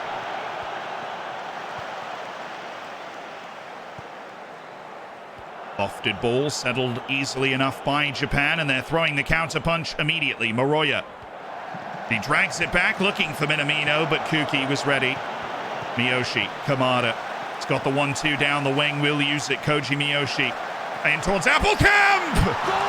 Shinta Appelkamp has made it 3-2.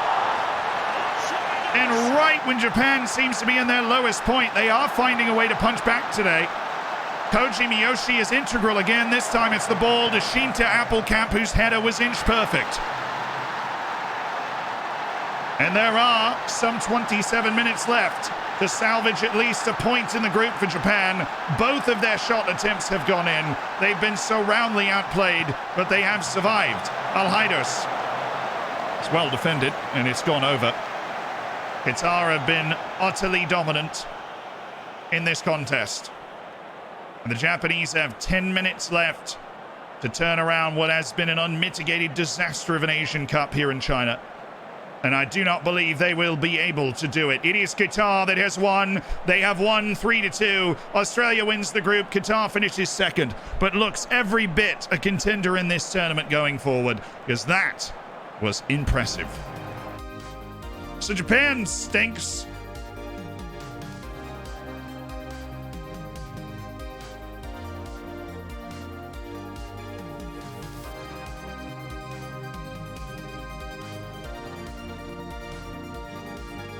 No idea what's going on with Japan, but they, I think the official legal term is they just had a stinker of a tournament there.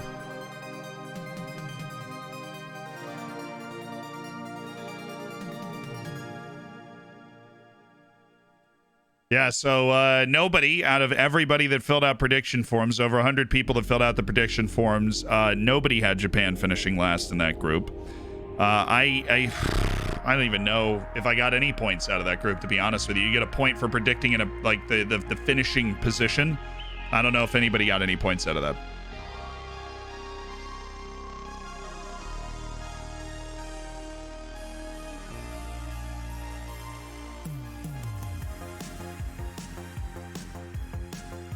Three predictions and 0 wins. Things just not going to plan right now. Yeah, that is the way it can happen. That's why sometimes you're fortunate it's just channel points, right?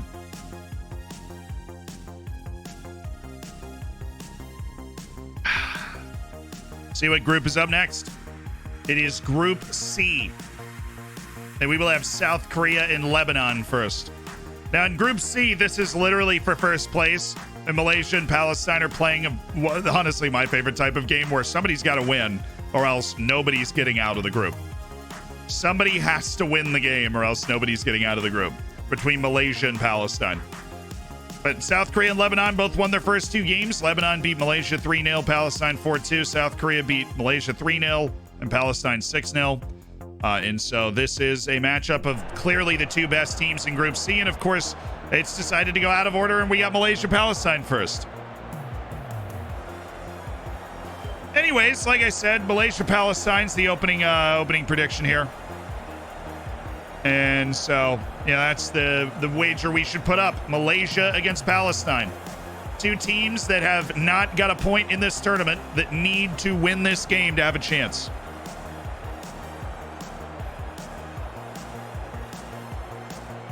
Six people got 2 out of 4 in Group B right. That's actually pretty ridiculous. All right, the totals right now are almost dead even across the board. Malaysia's got a little bit of a bump right now for a Malaysia win. Have you seen anything from either of these teams that makes you want to throw that money down? Throw those channel points down onto the pile. It is about as even as it could possibly be. A Malaysia win, a Palestine win, or a draw. Malaysia, Palestine, the type of matchup that only the Asian Cup could provide. Malaysia's being favored a little bit.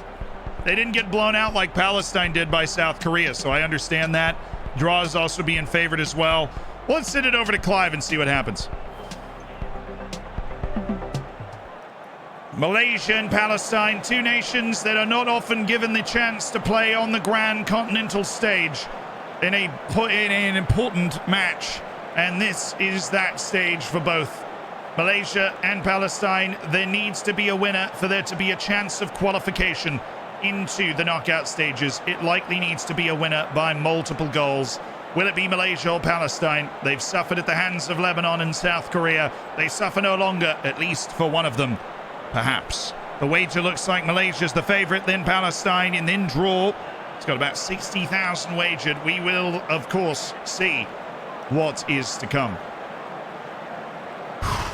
Malaysia and Palestine underway. Malaysia in a 4-4-2 and Palestine in a 4-4-2. Absolutely. I love it already. Will one of these teams be in the knockout stages? It will have to require goals today. And it will need goals and help from elsewhere in order to bring these teams through. But most importantly, it needs a win. And Palestine has a corner. Hamid. He's got it down. El Jindawi. Driving forward, El Jindawi under Daba. It's well blocked away for Malaysia. Ahmad Azri, Korbanong. It's well taken by Luqman Hakim, but he's not going far with Hamed on his shoulder. Stifled immediately. Cools. The throw in. Luqman Hassan. Oh my goodness, it's a penalty. Ref. Luqman Hassan's he's made the most of it, surely, but he has been bungled into. And Malaysia with the penalty chance. Sumare on the spot, and he scores.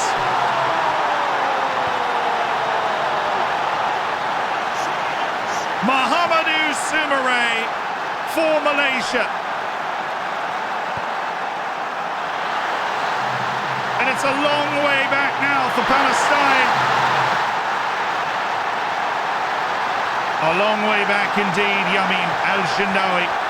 Al-Shindawi with the service, and Musa has headed the ball over.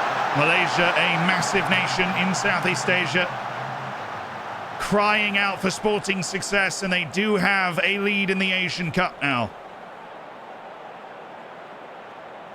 Mahamadou Sumare is the hero, and other than the penalty, it's been fairly even pegged between Palestine and Malaysia. They've been neck and neck. And will there be a moment where Palestine can pull this back level, or will Malaysia find a way to really help that goal difference? Right now it's at -5, which they would need really significant help from elsewhere in order to get through. Bone. 3 points at the Asian Cup is enough to smile about. It's a foul. Abdulaziz, it's Luqman Hakim. Is he onside? Here he is! They've given the goal!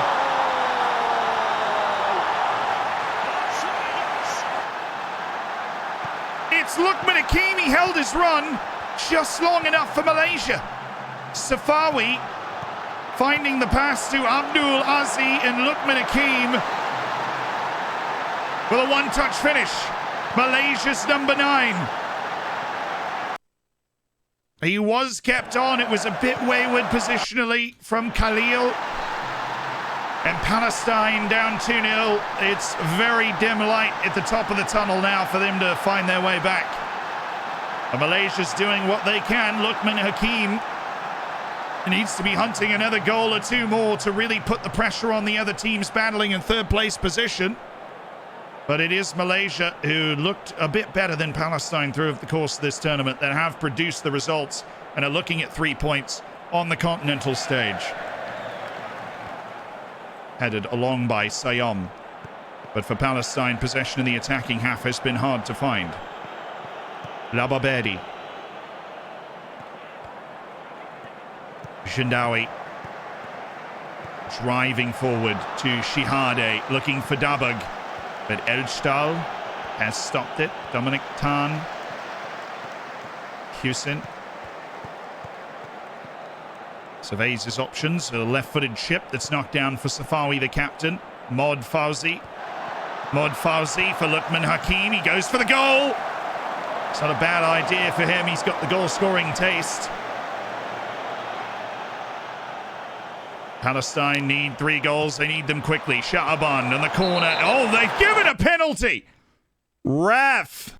It'll be the first of the game for Palestine, but the second of the game overall. It was the big man Hamed who was tripped up by Dominic Tan, the centre half for Malaysia, and a faint hope for Palestine. Sha'aban from the spot, and he scores it. But he's got to run up and get the ball. Palestine needs more. Shadi Sha'aban has one.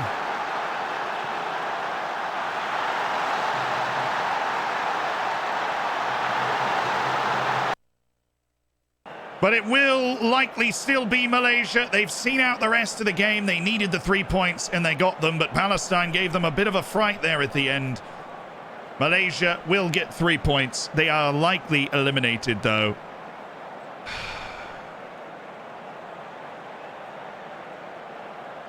Palestine, who I picked to finish third, they've let me down today. But Malaysia was the better team, and I can accept that. There is another game, though, in this group, and that will be the game between essentially the winners bracket. This game is for first place. It is Lebanon and South Korea. Lebanon and South Korea. Have there been any red cards? We've not seen one yet.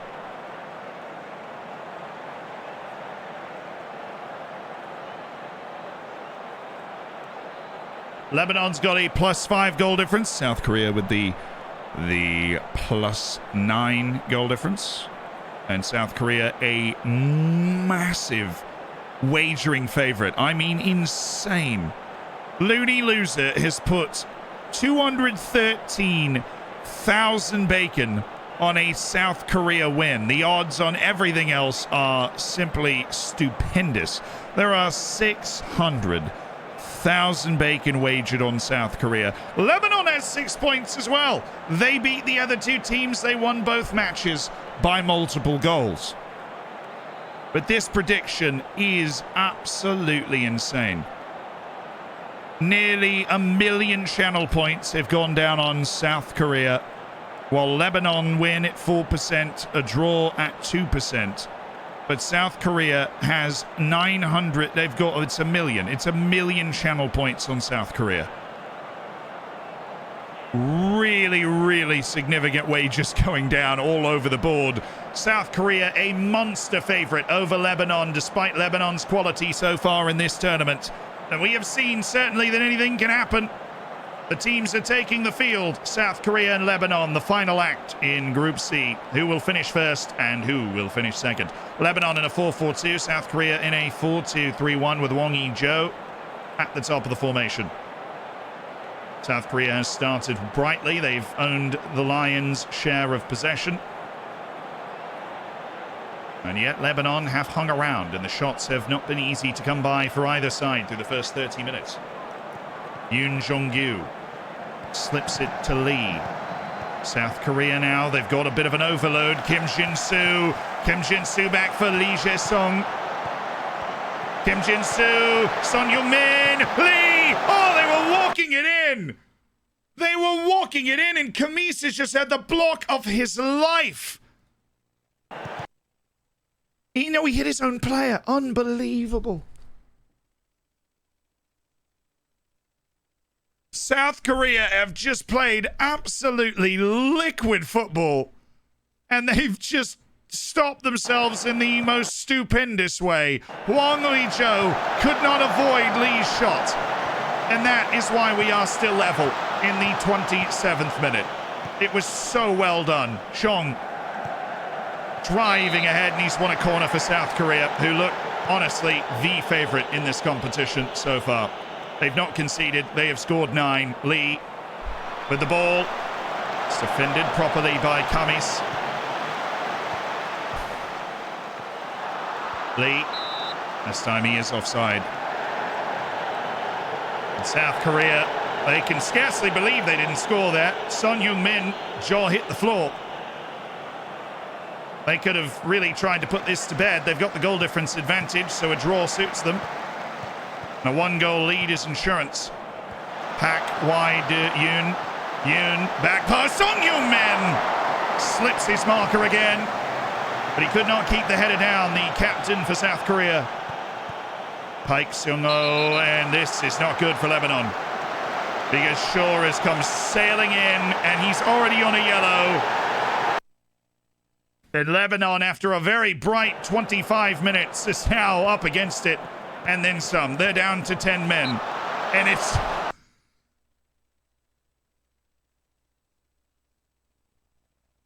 Ref. And that might not be it. Shrani's on a yellow as well. And he got the studs into the back of the calf. He's off. Lebanon's down to 9. And they've scraped their way to halftime, but Lebanon has 9 men for 45 minutes.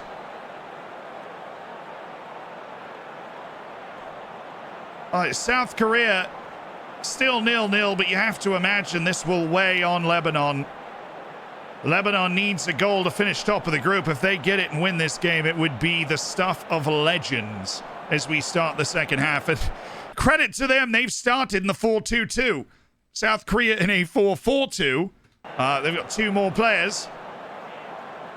But South Korea's already gotten in their own way once. Kamis. Can they put something together here, Lebanon? Playing a completely unique situation with 9 men for an entire half.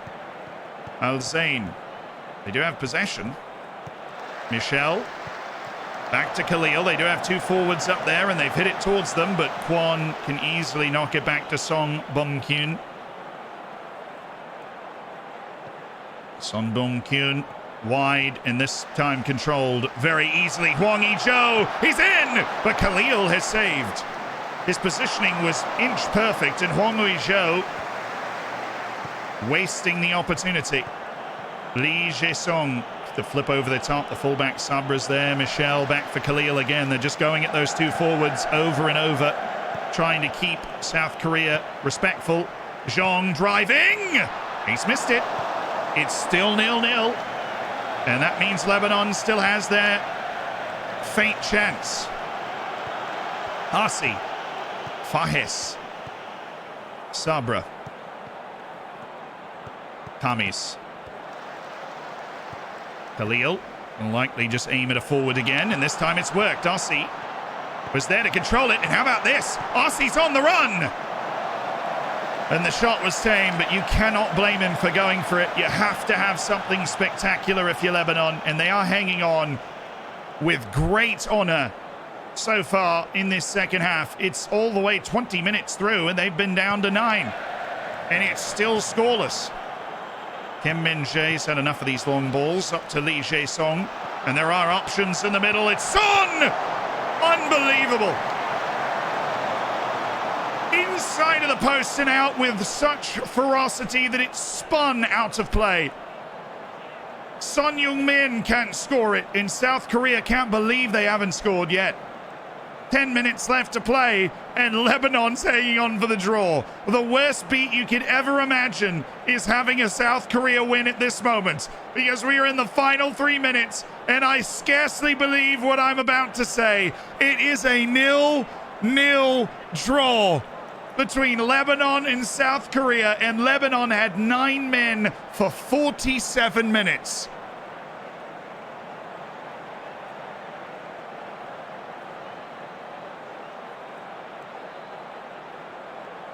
It boggles the mind, but Lebanon took away any massive goal-scoring chance. South Korea had a shot rolling in, blocked by its own man.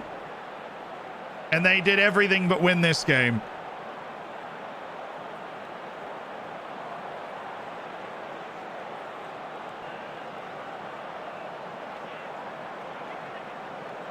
The Lebanese brethren have pulled a rabbit out of a hat. And the amazing thing, it didn't matter. South Korea still wins the group. And yeah, South Korea still wins the group. Lebanon needed a goal to win the group, and they didn't get it. But they held on to a draw after having 2 guys set off. It's crazy. Yeah, there was really, really ridiculous amounts of bacon that were lost on that. Yeah, Looney Losers, like, you're welcome, all draw bettors, for putting the 200,000 down. Dang.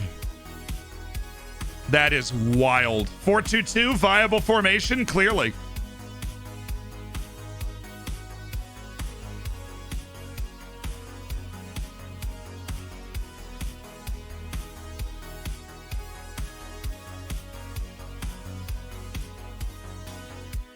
All right, Group D, Oman and Iran, Philippines and Kyrgyzstan. I know everybody's excited to watch the White Falcons play, but this is the league situation. Group D's got Iran at top with 6 points. Kyrgyzstan on 3, Oman on 3, and the Philippines on 0. Now, Iran is playing against Oman, which means if Oman beats Iran, Oman actually could win the group. Kyrgyzstan playing the Philippines. Kyrgyzstan beat Oman, right? And we'd end up with a 3-way tie if Kyrgyzstan and Oman won. I have no idea what's going to happen. Let's see who plays first. Oman and Iran. Let's get the prediction going.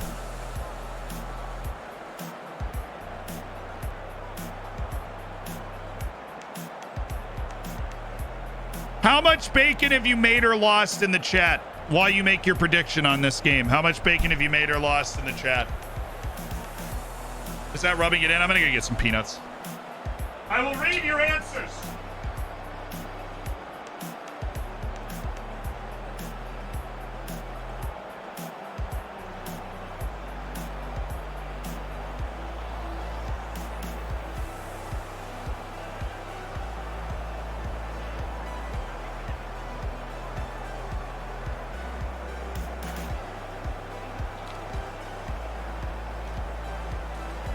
About 30K. I'm up about 200. Holy smokes. Plus 91, minus 20. Minus 90, up 100. Plus 120. Duh, don't worry, dude. All fun and games.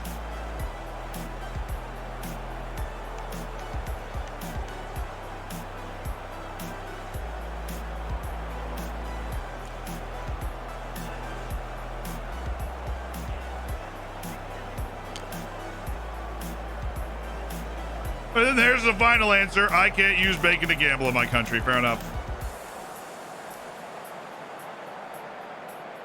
Nice. Peanuts are unsalted. I just wanted the salt. I'll be back.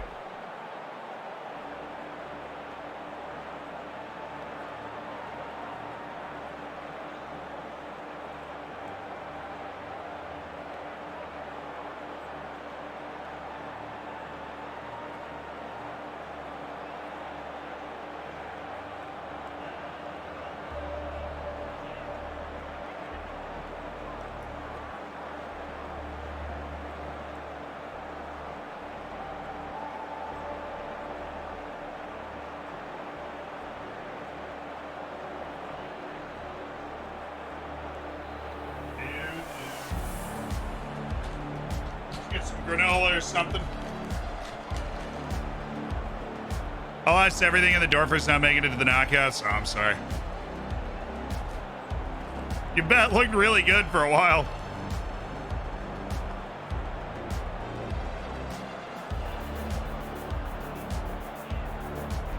Anything you need me to call you about? I mean, is there anything you need me to do right now, Mombot? If it's that important.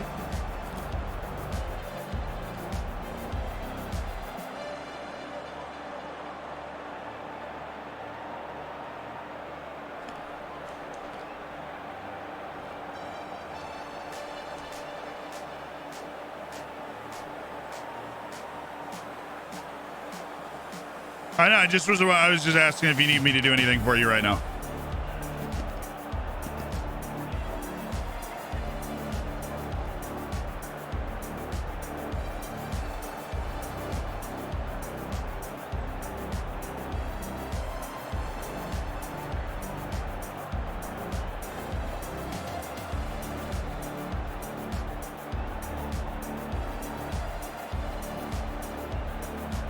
Oh, yeah.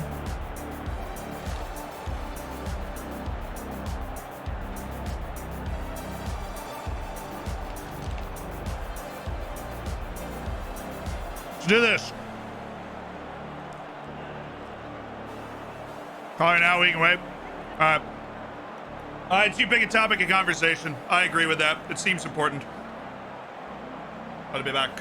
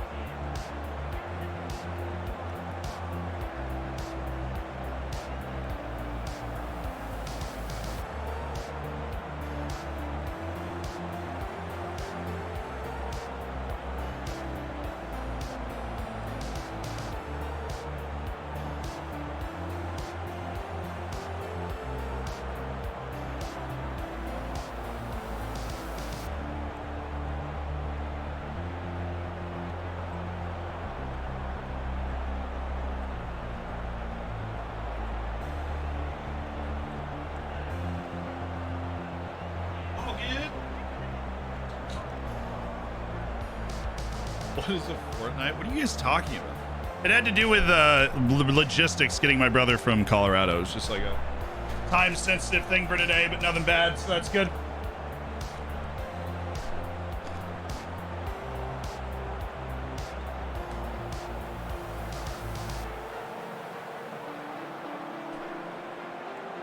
I saw nothing. Unbelievable.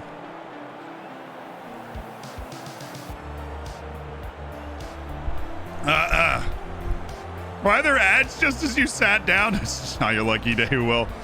I realize you probably can't hear me say that, but okay. It's Iran and Oman. Give me Clive, please.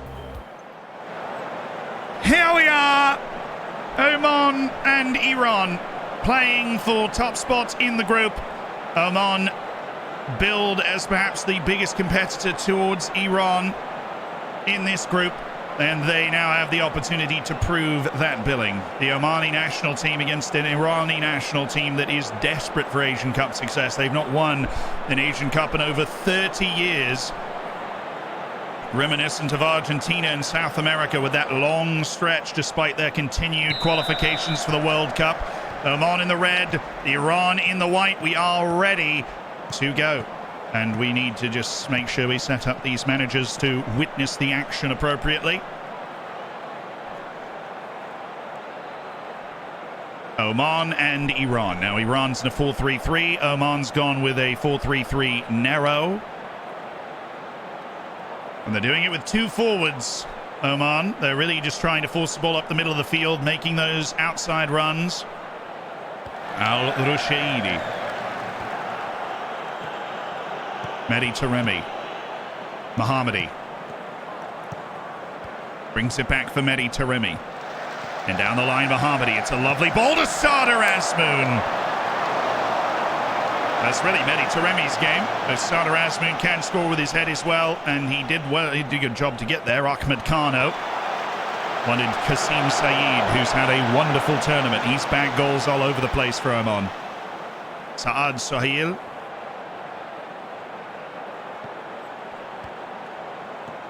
Al-Mukaini, Ahmed Kano, Qasim Saeed, Al-Hajri, Saad Suhail, Al-Shayari, Ahmed Kano.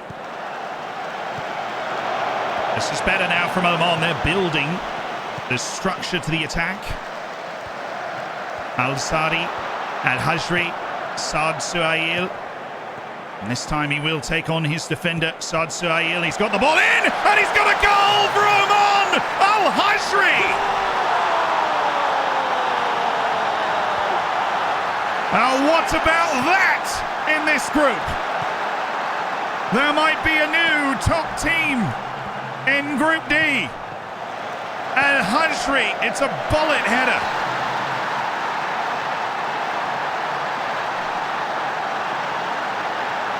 Just the second shot of the game for Oman. Mohammadi. Dealt with by Nadir Awadeh, Ali Reza Jahanbash. Azmoun, there was nowhere to go with that service.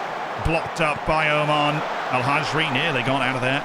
Kanani keeps it going forward for Iran.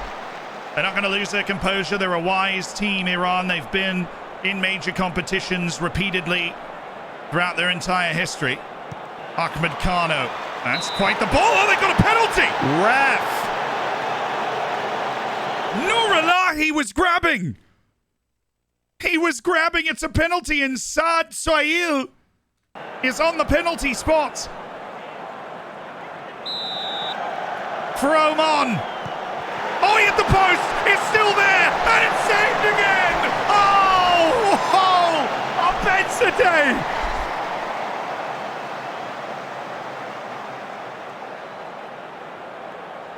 Just a brilliant save by Abedzadeh to keep it 1-0. Saad Suhail with two chances off the post. And then he surely thought it would be easy. It was not. Second half is here. Oman and Iran. Stupendous goalkeeping by Abedzadeh. But Oman have more than threatened. They lead the group right now. Mehdi Taremi Nurafkan, Azmoun, Ali Reza Jahanbash, Moharami, Jahanbash, Moharami, Nurafkan, and now it's Oman, Al-Hajri. Saad Suhail, who assisted the opening goal before his catastrophe around the penalty. Al-Sadi. Oman able to comfortably possess in their own half. Ali Salim, Al-Hamar, Al-Sadi, Al-Hamar, Qasim Saeed. Now Ali Salim, low ball, Al-Hajri!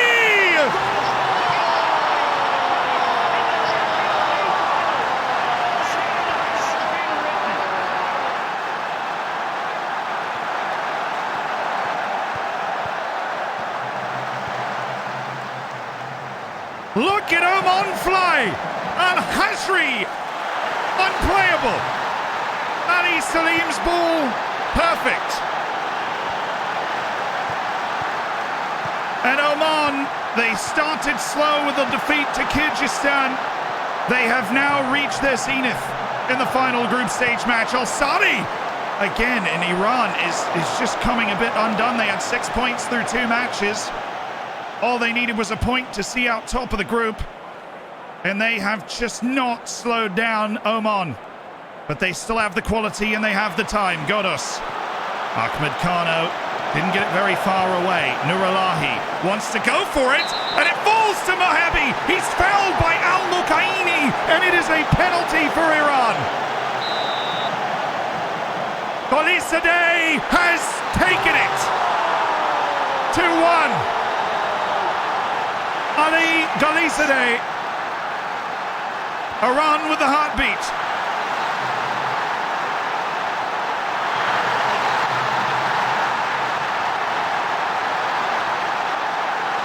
It's a deep set play. Oh, turned over, Mohammadi. But he's just sent it to Al-Mukaini. Oman now feeling the nerves. They've been pulled back from their soaring height. Al-Hamar, Al-Sadi. He's got Al-Hajri to his right. He's gone to the left instead. Ali Salim. Al-Hamar. It's a good ball to Al-Shady. Qasim Saeed down to Al-Hajri. It's brilliant. Startling brilliance from Oman.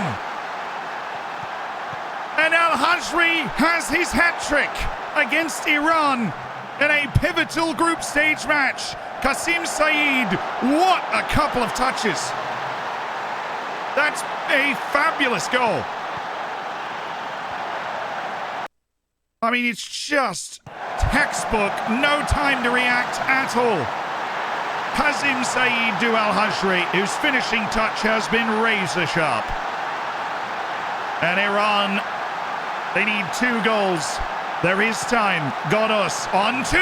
Oh, the crossbar. On to the crossbar. Al-Rushaidi gratefully clutches the rebound. But Oman are really doing it. They've struggled defending the set pieces, but they have played a wonder game. Oh, Al-Sadi surprised to have won it, but Abedzadeh was aware of the danger. And he's trying to start a little of his own. It's a good initial service. Sharifi. Mohebi. The switch. Oh, it's open. Golazadeh. Golazadeh into the chest of Rushaidi, who made that look far easier than it should have been. And Golazadeh's 1 goal is all he will get in this game because Oman has won rather convincingly. They missed a penalty and won 3-1. And Iran left asking questions. The only way they win the group now is maybe with a Kyrgyzstan win. But this group is certainly become an absolute mess with that result. It is Kyrgyzstan and the Philippines. Kyrgyzstan's on 3 points right now. We'll take a look at the group and the way the points stand. That flips the goal difference to Oman +2 yes, Oman +2 and Iran +2, but that means that Oman has 6 goals for and Iran has 5 goals for, which means a Kyrgyzstan win would not save Iran. Oman will be top of the group, or it will be Kyrgyzstan. Kyrgyzstan with a mighty win over the Philippines. If they beat the Philippines by 4 goals, Kyrgyzstan will be the winner of this group.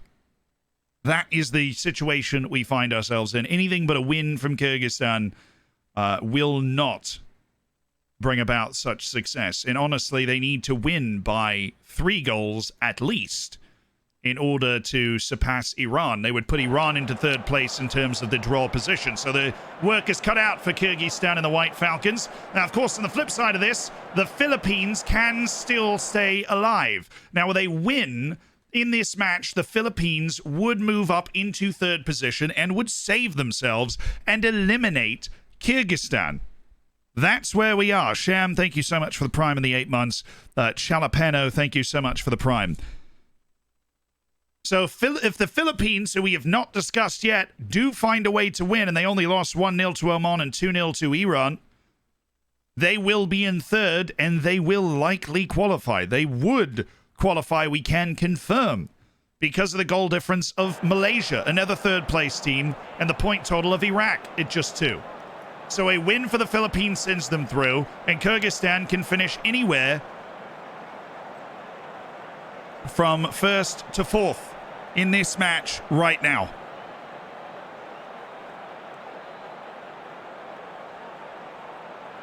There are not many bets on this one,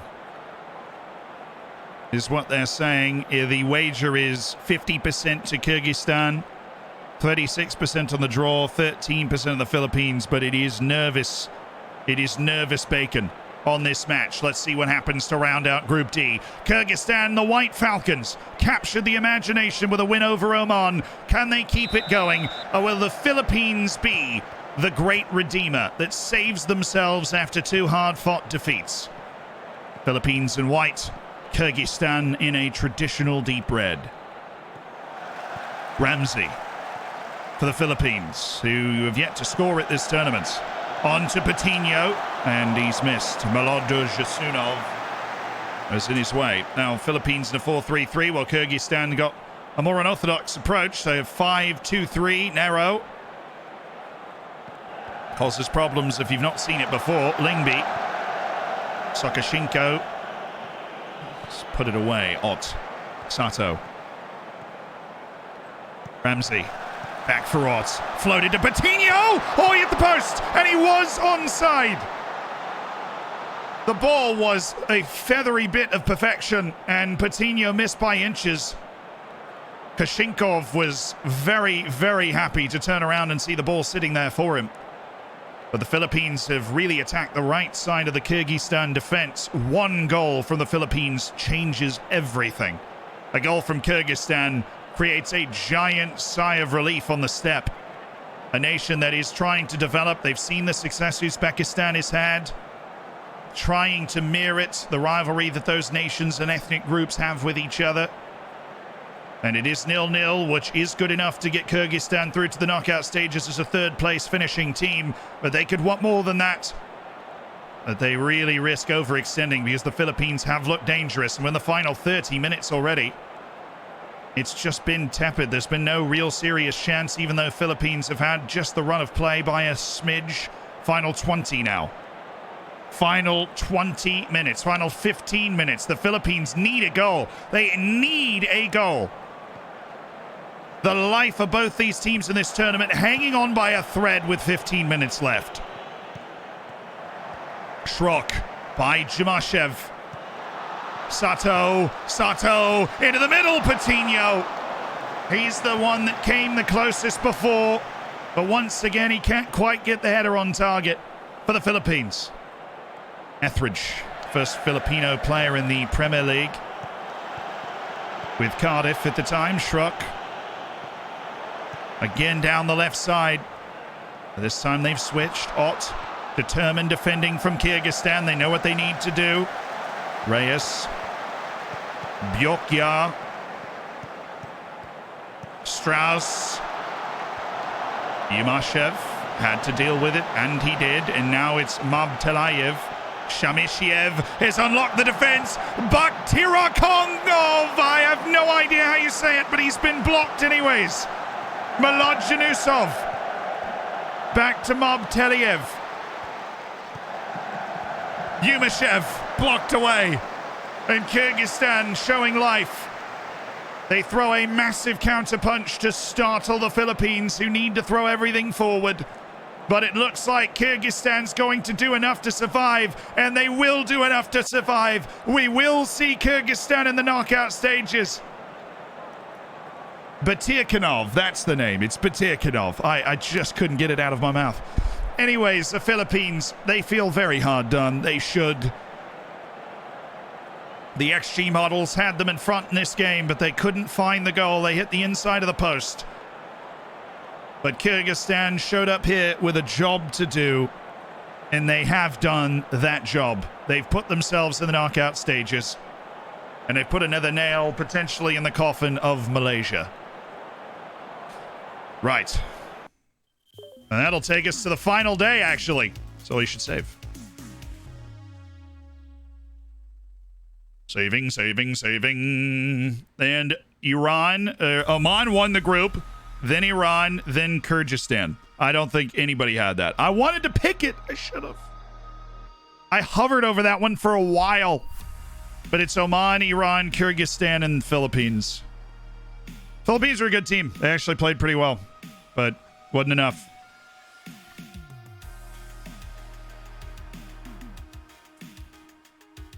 Yeah, it's group stages. What we do is we don't watch the first two group stage matches, but you watch the last ones because there's a lot of drama in there. So I don't know if anybody would have got that one right, honest. I think I had Iran, Oman, Kyrgyzstan, Philippines. I think that's what I had. Yeah, the top half backwards, exact. Yeah, I did too. Which is a shame. Hey, Anonymous Cheerer, thank you for the bits. I appreciate it. One person got it right? Oh, we're naming. Who got it right?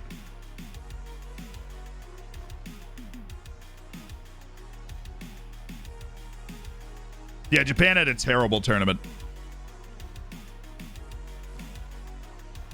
Who got it right?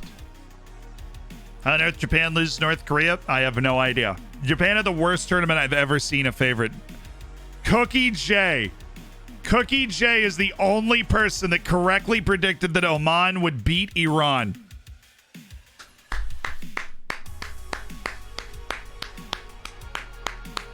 Cheers. That's awesome. Now we go to Group E. Jordan, Saudi Arabia or do we? We might go to the other group first. Yeah, we do go to the other group first. Good thing I caught that. All right. Group F. China, Kuwait, Thailand, and Bahrain. China has 6. Kuwait has 3. Thailand has 3. Bahrain has 0. So Kuwait's playing Bahrain. Thailand's playing China. Getting wild.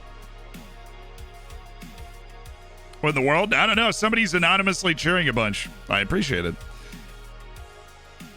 Well, you have the same scores, so why is Oman ahead of Iran? It's head-to-head, Renegade. So the first tiebreaker is like head-to-head results.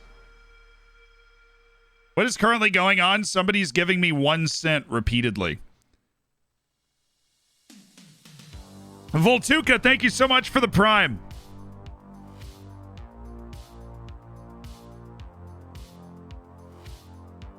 Very normal thing. I mean, you know, if you're gonna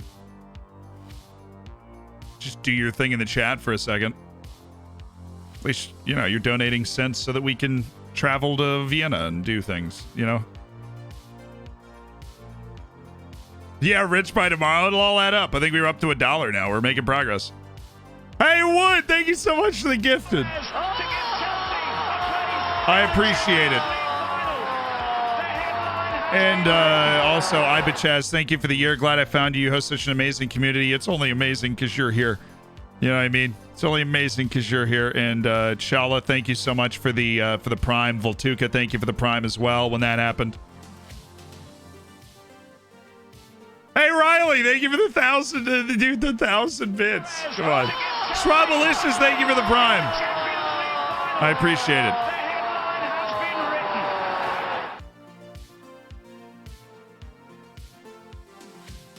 And Lozy, thank you so much for the Prime. It's probably just some bot or somebody that's like, hey, would this work? I don't really mind.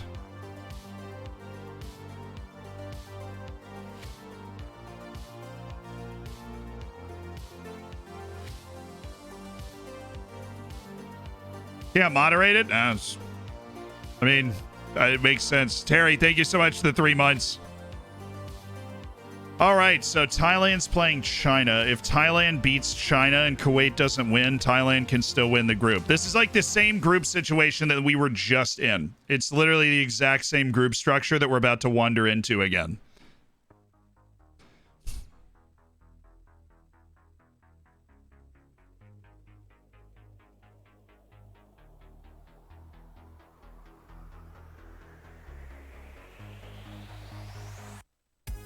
Yeah, I mean, obviously, I didn't know it was the thing. We'll investigate. Like, we'll talk with it. That's why we have mod meetings every week. We'll talk about how you can keep that from happening so it doesn't distract from the chat. But honestly, if somebody's going to spam a little bit, paying the money is not the worst thing in the world.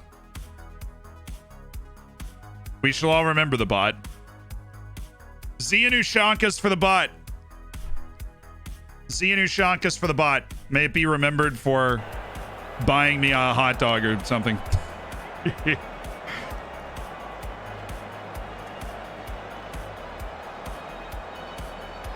First match is Thailand and China.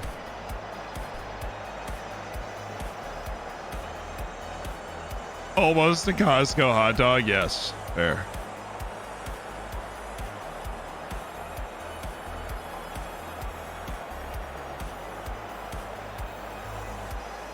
Zila needs to change it, meaning it'll take weeks to moderate. Not always. Okay, you asked for the teams before this, and I managed to remember to do that and send them to you last night. So, I'm on my game right now. I am on my game.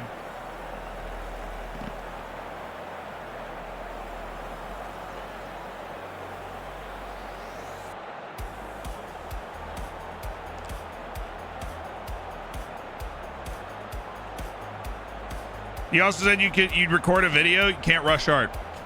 We're working on videos, video projects.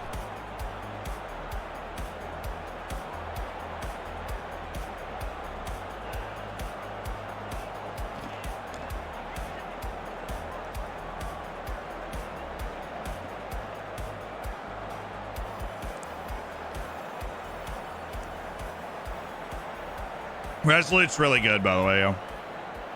Oh, China's getting the wager.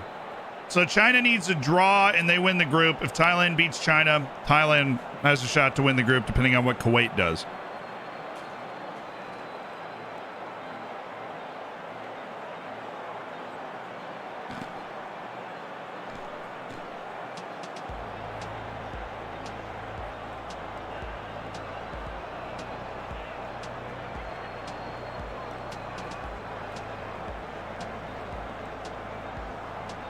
All right, ready? Clive.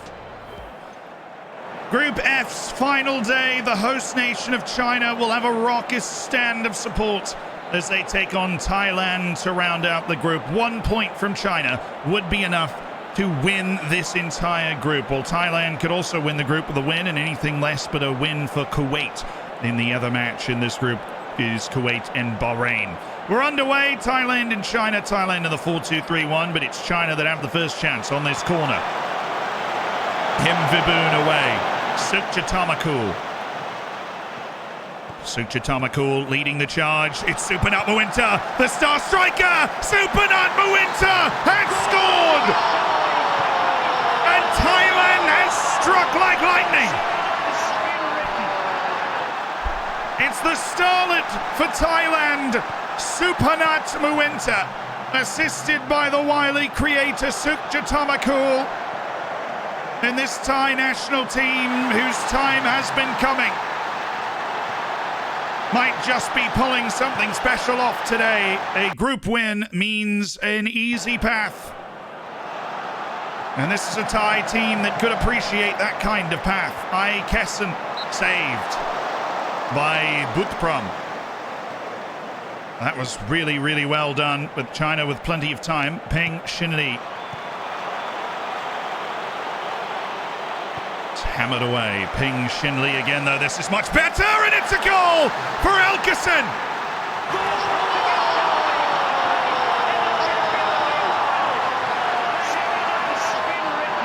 A precise service to the Brazilian-born right winger from Peng Xinli. And Elkeson has scored. It was a really good header. And an immediate response from China as they needed in front of the home fans. They get the home fans back into it. Trying to use that to their advantage. Li Lei, Li Yining, Li Ke, Peng Xinli. Oh, it's a good ball. Wei Shihao. Wei Shihao. Visions of grandeur.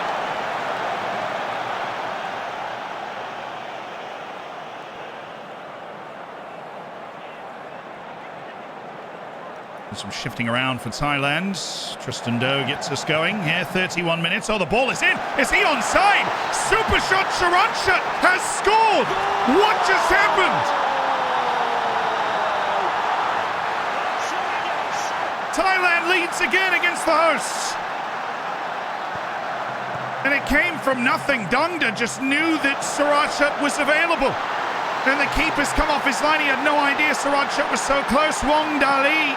And what a ball that is from Dongda. And it's just so perfectly timed, it's hard to believe. Saranchut for Thailand. Trying to beat their northern bullies. 40 minutes gone, and they have the lead. And that would be enough to win the group for Thailand over China. Huang Jun. To Jatamakul, it's sharp stuff.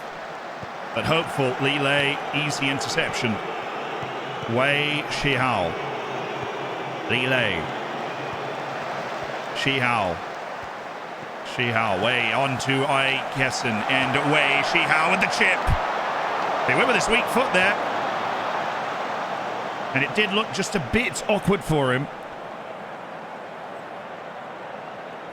But Thailand, with a smash and grab second goal by Saranchut, has made it 2-1 over China at halftime.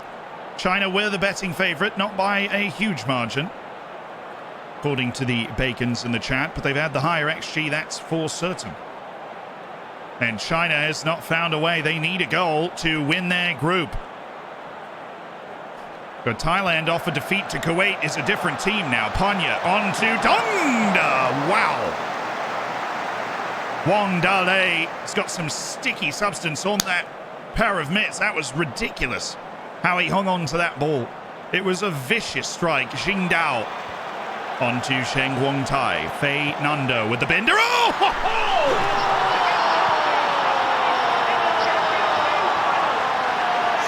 His naturalized Chinese name is Fernando, but that shot was fantastic. What a hit! And there's no getting to it.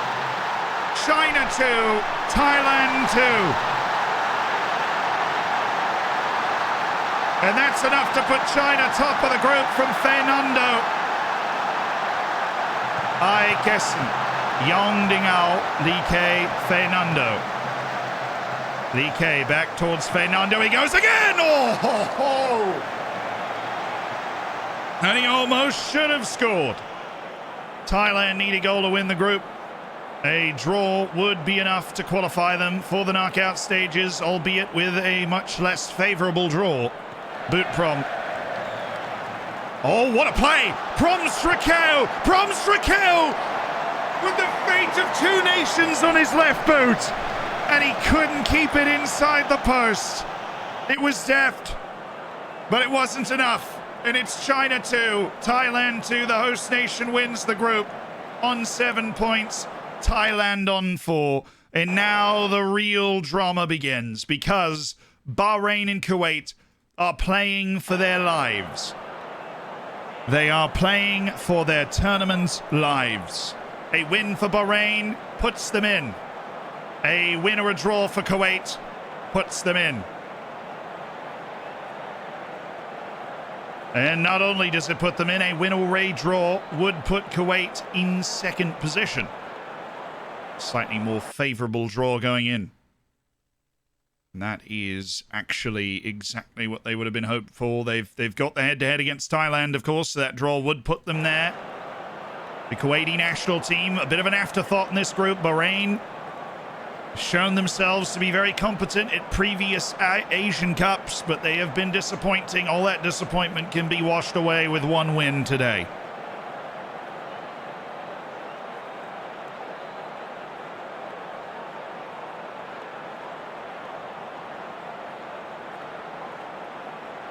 See how the wagers getting on in the chat right now. We've got Kuwait, a very heavy favorite. Bahrain's getting some wagers, though. XJ, thank you for the 3 months. Thank you so much for the Prime. I do really, really appreciate it. You're a hero we did not deserve with that bacon in the chat. And then, of course, the wagers are going in on the draw as well. The draws have been paying out huge.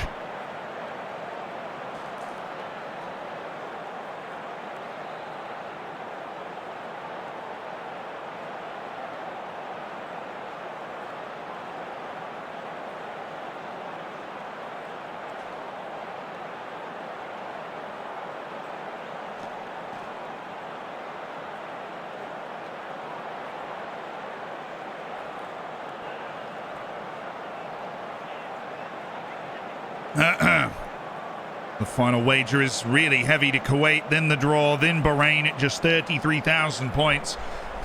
Well, let's find out what happens. Who's winning bacon? Who's going on to the knockout stages? Is it Kuwait or is it Bahrain? It can only be one. Bahrain with a 4-3-3, Kuwait with a 4-2-3-1. Pretty classic stuff from both sides. In the opening 10 minutes, it has been tame, and that suits Kuwait. A draw is enough. Bahrain, known for their defensive staunchness and not as much for their ability to go forward. They're going to need a few of those forward players to actually make something happen, to really produce a moment of magic against Kuwait. There's not been a moment of anything so far.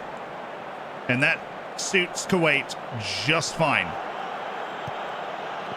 Bahrain searching really for their first big chance. Fauzi Aish. Oh, it's cut by Al Sania. Al Sania's on a foray. Al Dafiri. Al Hashan. Al Sania towards Yusuf Nasser, and a header is off the crossbar. Saeed Jafar was near it, but he was nervous. And Kuwait nearly got itself a bit of breathing room, but it didn't. And Bahrain is still lurking. But all the credit to Kuwait. They've just ticked the clock down, and now a set piece in Al Ansari. A nervous moment again for Bahrain, but Saeed Jafar doing enough. Oh, that header is dangerous. Saeed Reda Issa. Saeed Reda Issa to the end line, all the way across, and Abdul Ghafour read it beautifully. He was ready on his toes, and he's lomped it back down. Al Azwad controlled. Bit more back and forth than we've seen at most points in this game, with Al Maloud and Ahmed Ali Juma. Al Azwad and Yusuf off the back shoulder. He's in! This one is for Bahrain, and it's saved by Abdul Ghafour, who keeps Kuwait in the knockout stages. Oh, Ali Madden. Abdul Ghafour's there, and they're going to build him a statue. Kuwait, far from a regular in the Asian Cup knockouts, are 20 minutes away because of Abdul Ghafour, and a haunting miss for Yusuf of Bahrain. Bahrain with 15 minutes left to play. They have struggled mightily to create down the stretch. Kuwait has shifted more defensively, and they've lost one. Kuwait has lost a player due to injury. They're out of substitutions. Bahrain is up a man. Al Dafiri, that's unlucky for Kuwait. Can they hang on? Or can they do more than hang on? A threatening ball, but Ahmed Ali Juma was waiting. The header is down to Al Dafiri. Al Dafiri, how about these moves? Al Saniye, it's open. Ashkenazi! Hussein Ashnani will send Kuwait to the knockout stages for certain. The unheralded team of the group, Kuwait, in their mighty blue, have beaten Bahrain and knocked them out of the Asian Cup.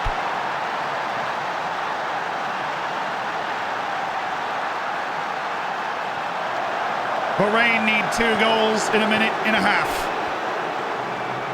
Ashnani, the man that held his nerve. Kuwait down a man, but not down in spirit. It's not over. Al-Khaldi still going. Al-Khaldi missed by inches.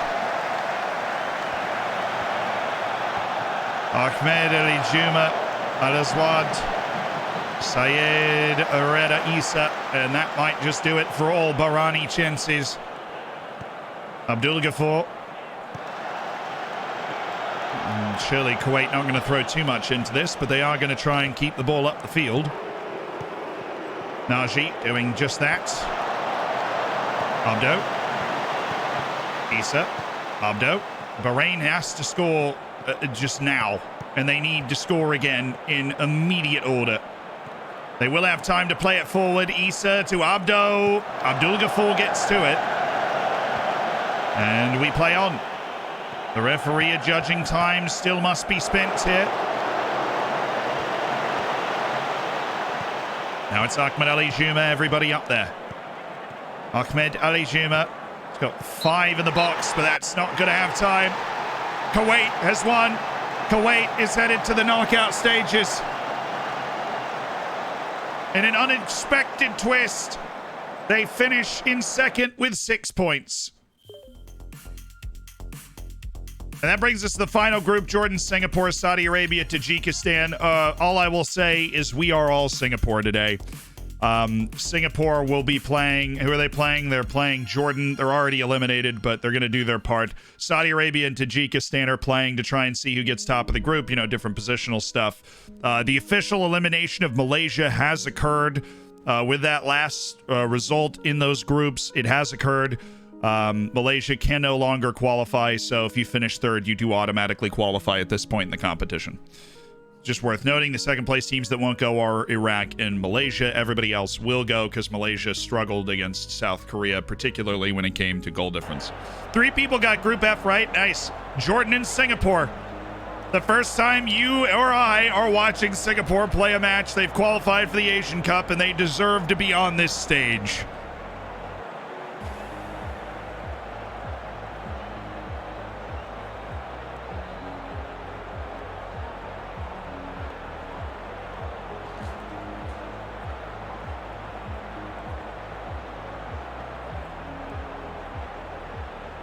Japan just had a really bad tournament. One, their group was tough. You tell me in a vacuum that Japan loses to Australia or Qatar, I'm not surprised at all. The surprising one was the loss to North Korea. And it was 1-0. All right, Jordan, Singapore, what's the prediction looking like? There's a lot of money on the Singapore win. I love it. Zuvik Gaming putting 14K on the Singapore win. Jordan win is at 54% of the vote. Ja's got a 30,000 down. Well, people are believing. People are believing in Singapore. Don't let anybody dash the faith, you know? Don't let anybody dash the faith. Jordan are top of the group, and with a win, they would be top of the group. That's what they're playing for.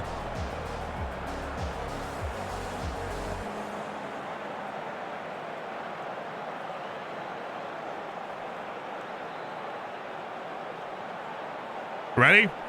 Ready to watch Singapore? I am.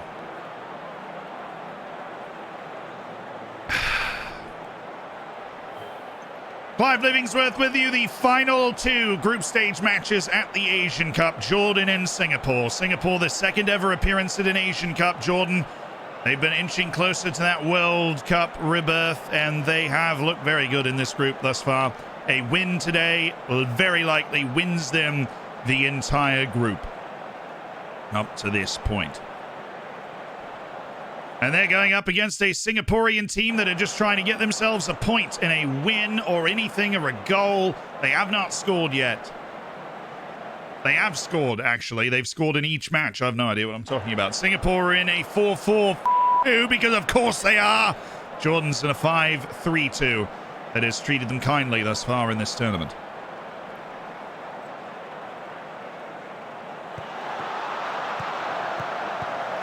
Aldamiri.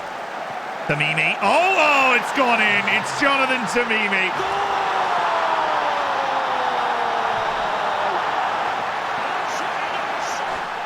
And it's a pretty ugly goal to concede for Singapore in the red. Tamimi, not a particularly gifted angle, and Mahmoud was not quite ready for it. Jordan have grabbed the lead. They've grabbed the top of the group by both hands. But Singapore have scored in both their first two matches, so they cannot be discounted yet. Bakir. Al-Rawabde. Tamimi. A switch to Aldamiri for Jordan. Rialat. Al-Tamari. Al-Tamari onto Al-Rawabde, and he has put it over the bar. But this time, at least, it did look like Mahmoud was in the way. He was ready to go, beating himself up after that first goal. Singapore did just create a decent chance, one of the biggest chances of the match, as we've inched our way towards half-time. But it is 1-0 to Jordan thus far, and Singapore, who have captured the imagination by making this tournament after so long in the international wilderness of all kinds. They've come out of nowhere to book their place here. But that place might not be a memorable one in any way, shape or form other than their existence at all. 70 minutes gone, and Jordan seem very content to knock it about and keep control of the game, showing a superior quality, grabbing the early goal, and then absolutely squeezing the life out of this. But it is Singapore trying to conjure a bit of magic. Towards the back post, it's Zufki! Oh, it's on the line! Awad keeps his head! And there's a real pervasive feeling that was the moment for Singapore. Zakifli's header deflected around and settled by Awad inches from the goal. And for Jordan, a bit of a start. Just the 1-0, never completely safe, and it will be Jordan to win 1-0 over Singapore. Now they did, to their credit, the substitute Zulkifli, create one big chance. But that big chance did not equalize. Jordan with just about the tamest you could possibly have there. The 1-0 win to keep the pressure on Saudi Arabia, who lock horns with Tajikistan here. Tajikistan have already clinched their berth in the next round with the 3 points over Singapore and the poor goal difference everywhere else. Actually, hold on just a minute. Malaysia's not out. Malaysia's not out, and they're not out because if Saudi Arabia beats Tajikistan 8-0, Tajikistan would be eliminated from the tournament, mathematically speaking. On the other practical side, Saudi Arabia needs... Well, let's just leave the table up there for now, won't we? Saudi Arabia needs to win this game by 3 goals, and they will jump themselves into first place in the group. And if Tajikistan finds a way to win, they will put Saudi Arabia in third and give Tajikistan the better draw.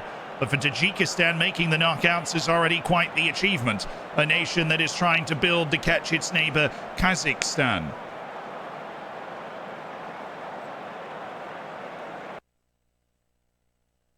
Do we get a wager in?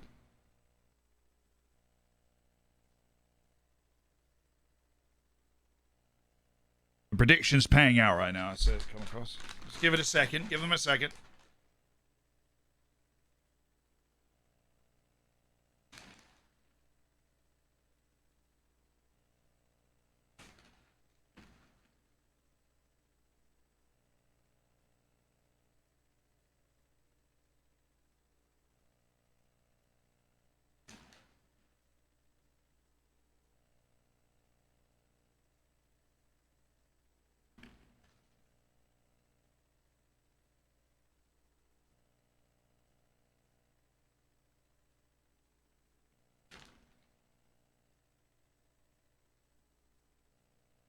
Now it's time to get your predictions in. Saudi Arabia, Tajikistan, or the mighty draw, which has paid out so mightily over the course of this time.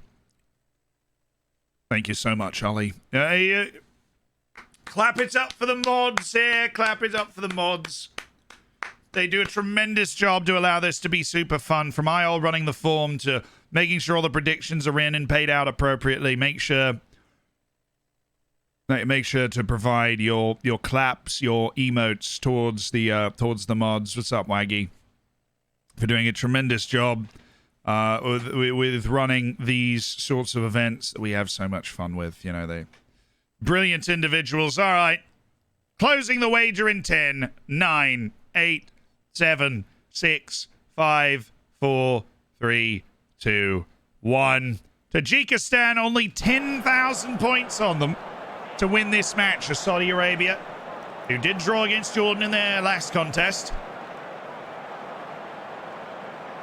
Have plenty of work to do to try and get there. Now, Tajikistan, of course, like all step people, are in the 4-4-2 because that's what they do. Saudi Arabia's in the 4-3-3 with Al-Dosari out on the left, the danger man. And it's been pretty measured from Tajikistan so far. They've had lots of the ball, and I think they're showing a lot more quality than a lot of people expected. Tajikistan thus far, 64% of the possession at halftime, 63% is to the Tajiks of Tajikistan. And it's 0-0 at the half. But there's scarcely been a whiff of the goal. The XG charts have neither team at 0.1 expected goals. So that's honestly a credit to Tajikistan. They've limited the obvious quality of Saudi Arabia. Al-Muwallad, there's the press now for Saudi Arabia. Can they create something from it? They haven't in the past. Al-Muwallad. Al-Nashai, this time slipped to Salim! Oh, no, sorry!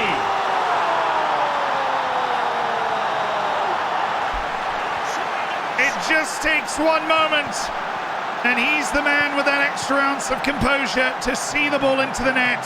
Al-Nashai, Salim Al-Dosari. And the keeper's been fooled. Yatimov thought he would come straight on, but the first touch opened up the whole frame of the goal for him. Salim Al-Dosari, Tajikistan finally undone. They've certainly put together a good, competent national team, Tajikistan. But now they're under a bit of a siege. Zhikos just put it wide of the goal. As the substitutes will start to play an important role in this game. Saudi Arabia, the deeper team as well. But Tajikistan showing they'll at least be a tough out for anyone in this tournament over the course of a knockout stage that they will, it seems, be participating in. They just needed to avoid calamity today. And here they go for more than that. Saved by Alo Ais. But quite the hit there from Boboev. Alo Ais with a bit of a wake-up call. Shalilov, back post, oh, he hit the bar, Tursunov. Tajikistan nearly brought it back.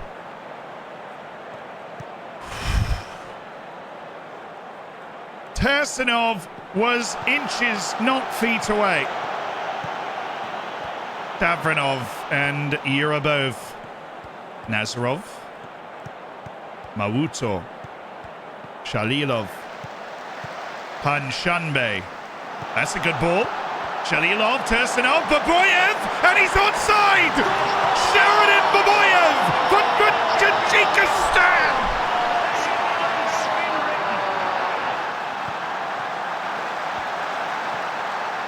Oh yes!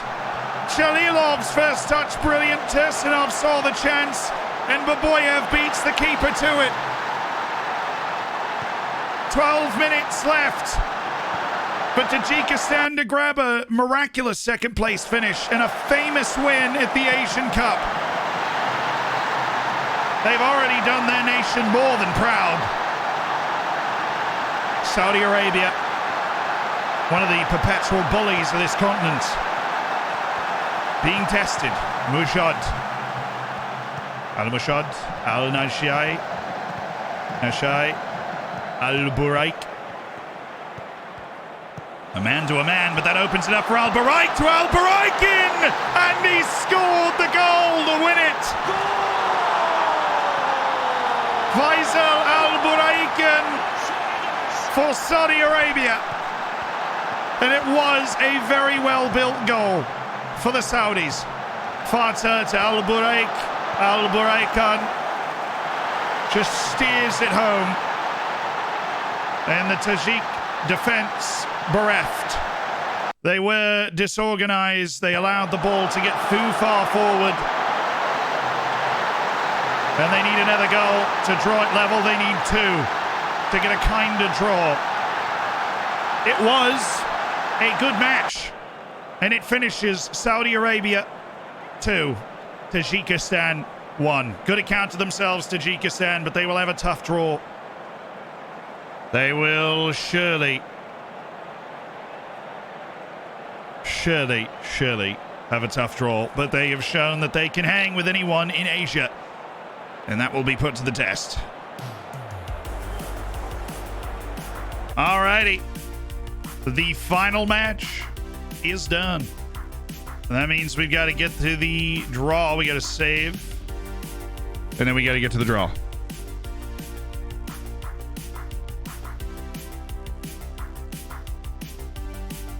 Literally on the same bacon that I started. Love that for you. As the results.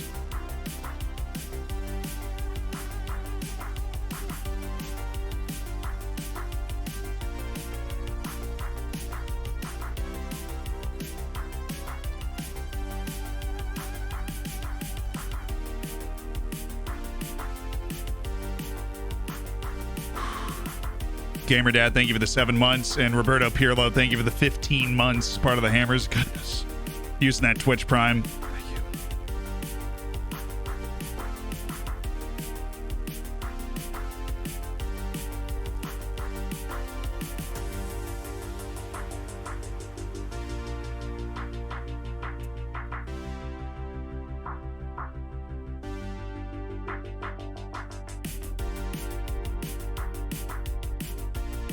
Yeah, Japan got blanked. It was very surprising. They had a group of death, but they're supposed to be the reason for the group of death. You know what I mean? Now we move. And there will be a draw and a knockout stage will be presented to us. Pardon me.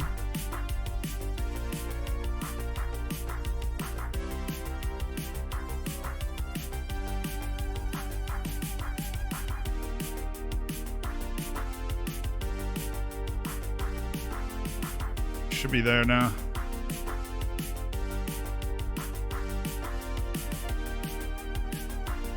It is.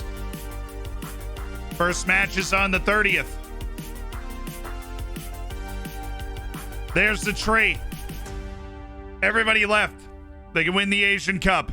Not including Japan is right there. It's Kuwait and Qatar. Iran, Jordan. South Korea, Thailand got...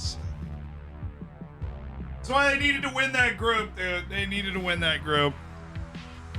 China and China and Saudi Arabia is a huge matchup. Saudi Arabia didn't win their group. North Korea and Oman. Uzbekistan's in a spot too. They played Tajikistan in a step derby, and then you get Oman or North Korea in the next round. Lebanon, Syria, Kyrgyzstan, and Australia. Why did you have to give Kyrgyzstan Australia? I don't like it.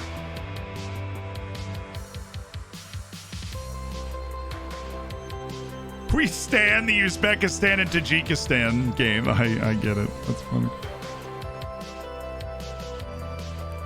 Out of a max 24 points, first place got 13. God, we are good. Congrats to Cookie, though. Cookie won the predictions and got over half the team's positions in the groups right.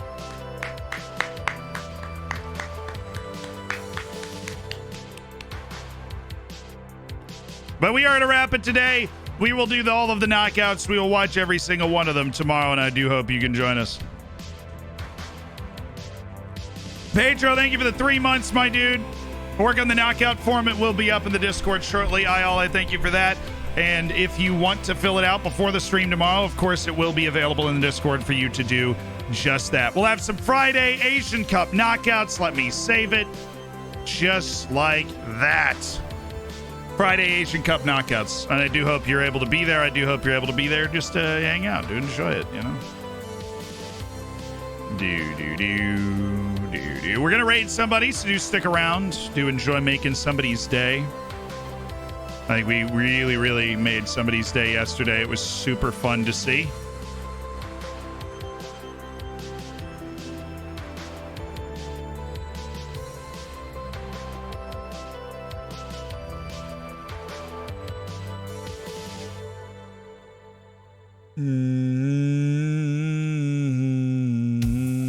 Just looking around, I'm looking around, I'm looking around.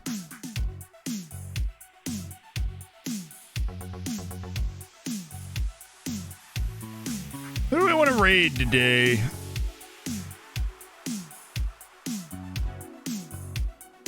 Let's raid the Steak Bake. So I feel like that's a reference to that thing I had at Greg's, and honestly, it was pretty good. I respect a good fried food, baby. Yeah, I like to raid into the same game usually, unless somebody's doing something super special. Jack's been having a lot of fun with F1, though. I know. I heard that. I saw that. Jesse had Marsh confirmed it's called soccer now, guys. Source, I'm a Leeds fan. Thank you. All right, copy pasta. Get your copy pasta ready. Warm up your copy pasta fingers.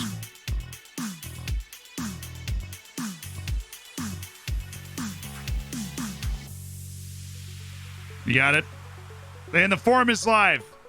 The form is live. Head to the Discord if you want to fill out the knockouts form. I will obviously fill it out on stream tomorrow, so you can wait and fill it out with me. I don't really care. Do whatever you want. It is there. Thank you to IL for setting it up. I will see you tomorrow. Have a great rest of your Thursday.